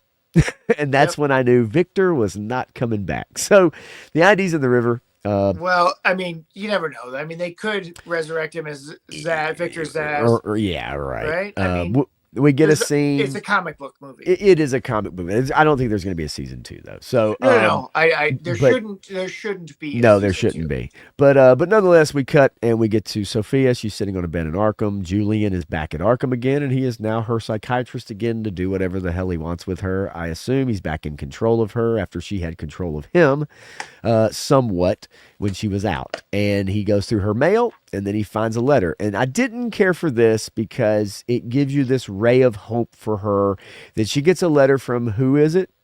Selina Kyle. Selina Kyle, her half sister. And Catwoman, for those who don't know. Catwoman, for those that don't know, you are correct. And so we end with Sophia as she at least kind of somewhat has a smile on her face looking at this letter, or a half smile from Selina Kyle as she's sitting in Arkham. So there's hope for her. And then we cut to Penguin pulling up in a purple Chrysler. Yeah, well, he always had the purple car. Yep, and in this scene, you see him walk up. He goes up to the top of the penthouse. He's got he goes to visit his mom, and she's got the view. She's got the view. Yep, and we do see a tear roll down her face. We do see a tear roll down her face. We don't know what that tear is about. We don't know what it's about, and obviously she can't really react. She can't talk. She can't blink, evidently, but we do see a tear roll down her face. She's in a medical bed, and she's got a view, but obviously she can't do anything about it. Yep. And so he gives her the whole thing, and I gave you what you wanted, and this is the best view in the city, blah, blah, blah. Makes his way downstairs to his longtime girlfriend, the girl we've seen through several episodes. Who's dressed up just like his mama. Dressed up just like his mom, and I'll see if I can find it in the black sequin dress. He has her talk to him like mama. So yes, she's like, you're a good boy, Oswald, and he dances. Tell me I did good, Mom. Tell me I did good. She dances with him. Tell me you're proud of me, Mom. Oedipus complex. Yeah, I mean that's always been there, right? Yeah, and of course, look at her. Look at the look on her face. Yeah. She's like, this is okay. She's like, oh my God. But she's always been along for the ride. She has been. Yep. Let's not kid ourselves. She's not a good person either. And so it ends with them. She just cares about taking care of herself and her girls. And it ends with them dancing. However, as she tells him that that he's basically like nothing's gonna stop him. I'll see if I can stop it on the right scene. We get let me turn it down because I want to try to get it. She said nothing's in your way now is what she says. Nothing's in your way, and then right at the very end of it, we cut out, and then all of a sudden, what do we get? We get the bat signal. Yep. So we didn't need this. Nope. I don't think we need this. That doesn't have any place in this unless you had those newspaper articles or things that we had already talked about. Yeah, if we'd have had a little bit of something, it would have helped. But again, had that been in there, we probably wouldn't have been able to get. Well, so we would have been able to get the character development because he wouldn't have been a feature in this show. Batman wouldn't have been a feature in the show. He would have been in passing, but you would at least known his presence. Exactly. So now we get, before the next Batman movie, we get Penguin being on top of the world, right? And then she says, nothing can get in your way now, whatever. And then we get the bat signal, and that's cue credits, right? That's the end. Cue credits. So we know Colin Farrell has already filmed scenes for the next movie. About 5 scenes, I think. Yeah, something like that. And we know he's going to be in that at least a little bit, and we know that he's going to be in the third one because he's contractually obligated. But he said, I'm not putting this suit back on again for a TV show. And you got to pay me a lot of money to put this suit back on again. But what a hell of a performance. An amazing performance. And he's going to get all kinds of accolades and awards for it because this show was really well done. The writing, the acting, everything. Everybody brought everything they had to this. and it Yes. was good. It was entertaining. It was a compelling story, and they're all bad guys, and they're bad Yep. guys, but they're telling a bad guy's story, and a gangster film, and it was really well done. So yeah, Clearly defined bad people, yes, which we have not been able to get lately. yep, And so, yes, I am a-okay with it. I did love this show. There were some minor gripes with this final episode. I thought the editing actually was horrible. When I was watching it, it was jarring. There were probably three different scene cuts that just yep, like sound wise and visual wise, just literally hard cut to a car yeah. driving by and like noise, and it was not natural. It was very So weird, and I it was noticed it. supposed to be. It was supposed to be because No, of the. man, I don't think that was, man. I I know I what you think they. mean. I I know what think you those were mean. conscious choices. I don't know, man. I really, it was extremely jarring, and not in a way that would be creative decision. Like it to me, it was. I get the creative decision. It was. I mean, I know there were like three moments watching this episode for me that were like whiplash of an edit to a scene. Okay, so you could take it as one of Odd. two things, right? It was intentional in the fact that it's part of the storytelling and Right. transitioning from the Right. mental state of people to create that anxiety, that Yes. tension. But you could also put it as, hey, cell phone people, Instagram people, wake up. And This you is know that, important. hey, you know what? I won't put it past that either. And you're right. And I do love that take about it. And I'll go back. I'll watch this again. And I'll clearly define that. But I do remember, man, Sunday night there was like a couple really clear and in my mind, I thought they were ad breaks that Yeah. didn't Okay. happen because this is someone else's account that has given me their password and they have like the paid version, right? Or Yeah. whatever Yeah. it Yeah. is. There's no ads in this. So to me, I thought they were supposed to be ad breaks that didn't happen. Okay. And that's why the editing was jarring because it was like it skipped an ad and maybe it shaved off a quarter of a second, Yeah. right? On the front and back. I don't know that. That's possible. But overall, yes, no, it was fantastic. I was engaged on the seat of my pants, right? This, whatever, seat of my chair. Um, and I implore anybody to watch it. Look, we just spoiled the shit out of it, but I'm telling you, man, like the acting alone is worth it. Yeah. It's so worth it. If you haven't So good. gone through all this already, it's worth it for the acting. It's worth it for the character development. Everything that Yes. happens in this has a purpose. I feel like every scene and every choice that was made was purposeful, unlike so many of the Marvel nonsense shows that have been going on lately, Marvel, Disney stuff, whatever. This actually had intent, purpose, and I thought they did a great job with it. So Yeah, man. I do. I tell anybody, go check it out. It's worth it. It's worth your time. It's about an hour each episode, give or take, minute here Yep. and there. It's worth it. Is probably, one of the top two or three shows on television. I would assume, or streaming, whatever you want to call it. Yep. So look, man, look, it's late. I want to get you out of here, and we need to get you out of here. And so folks, that is all we've got.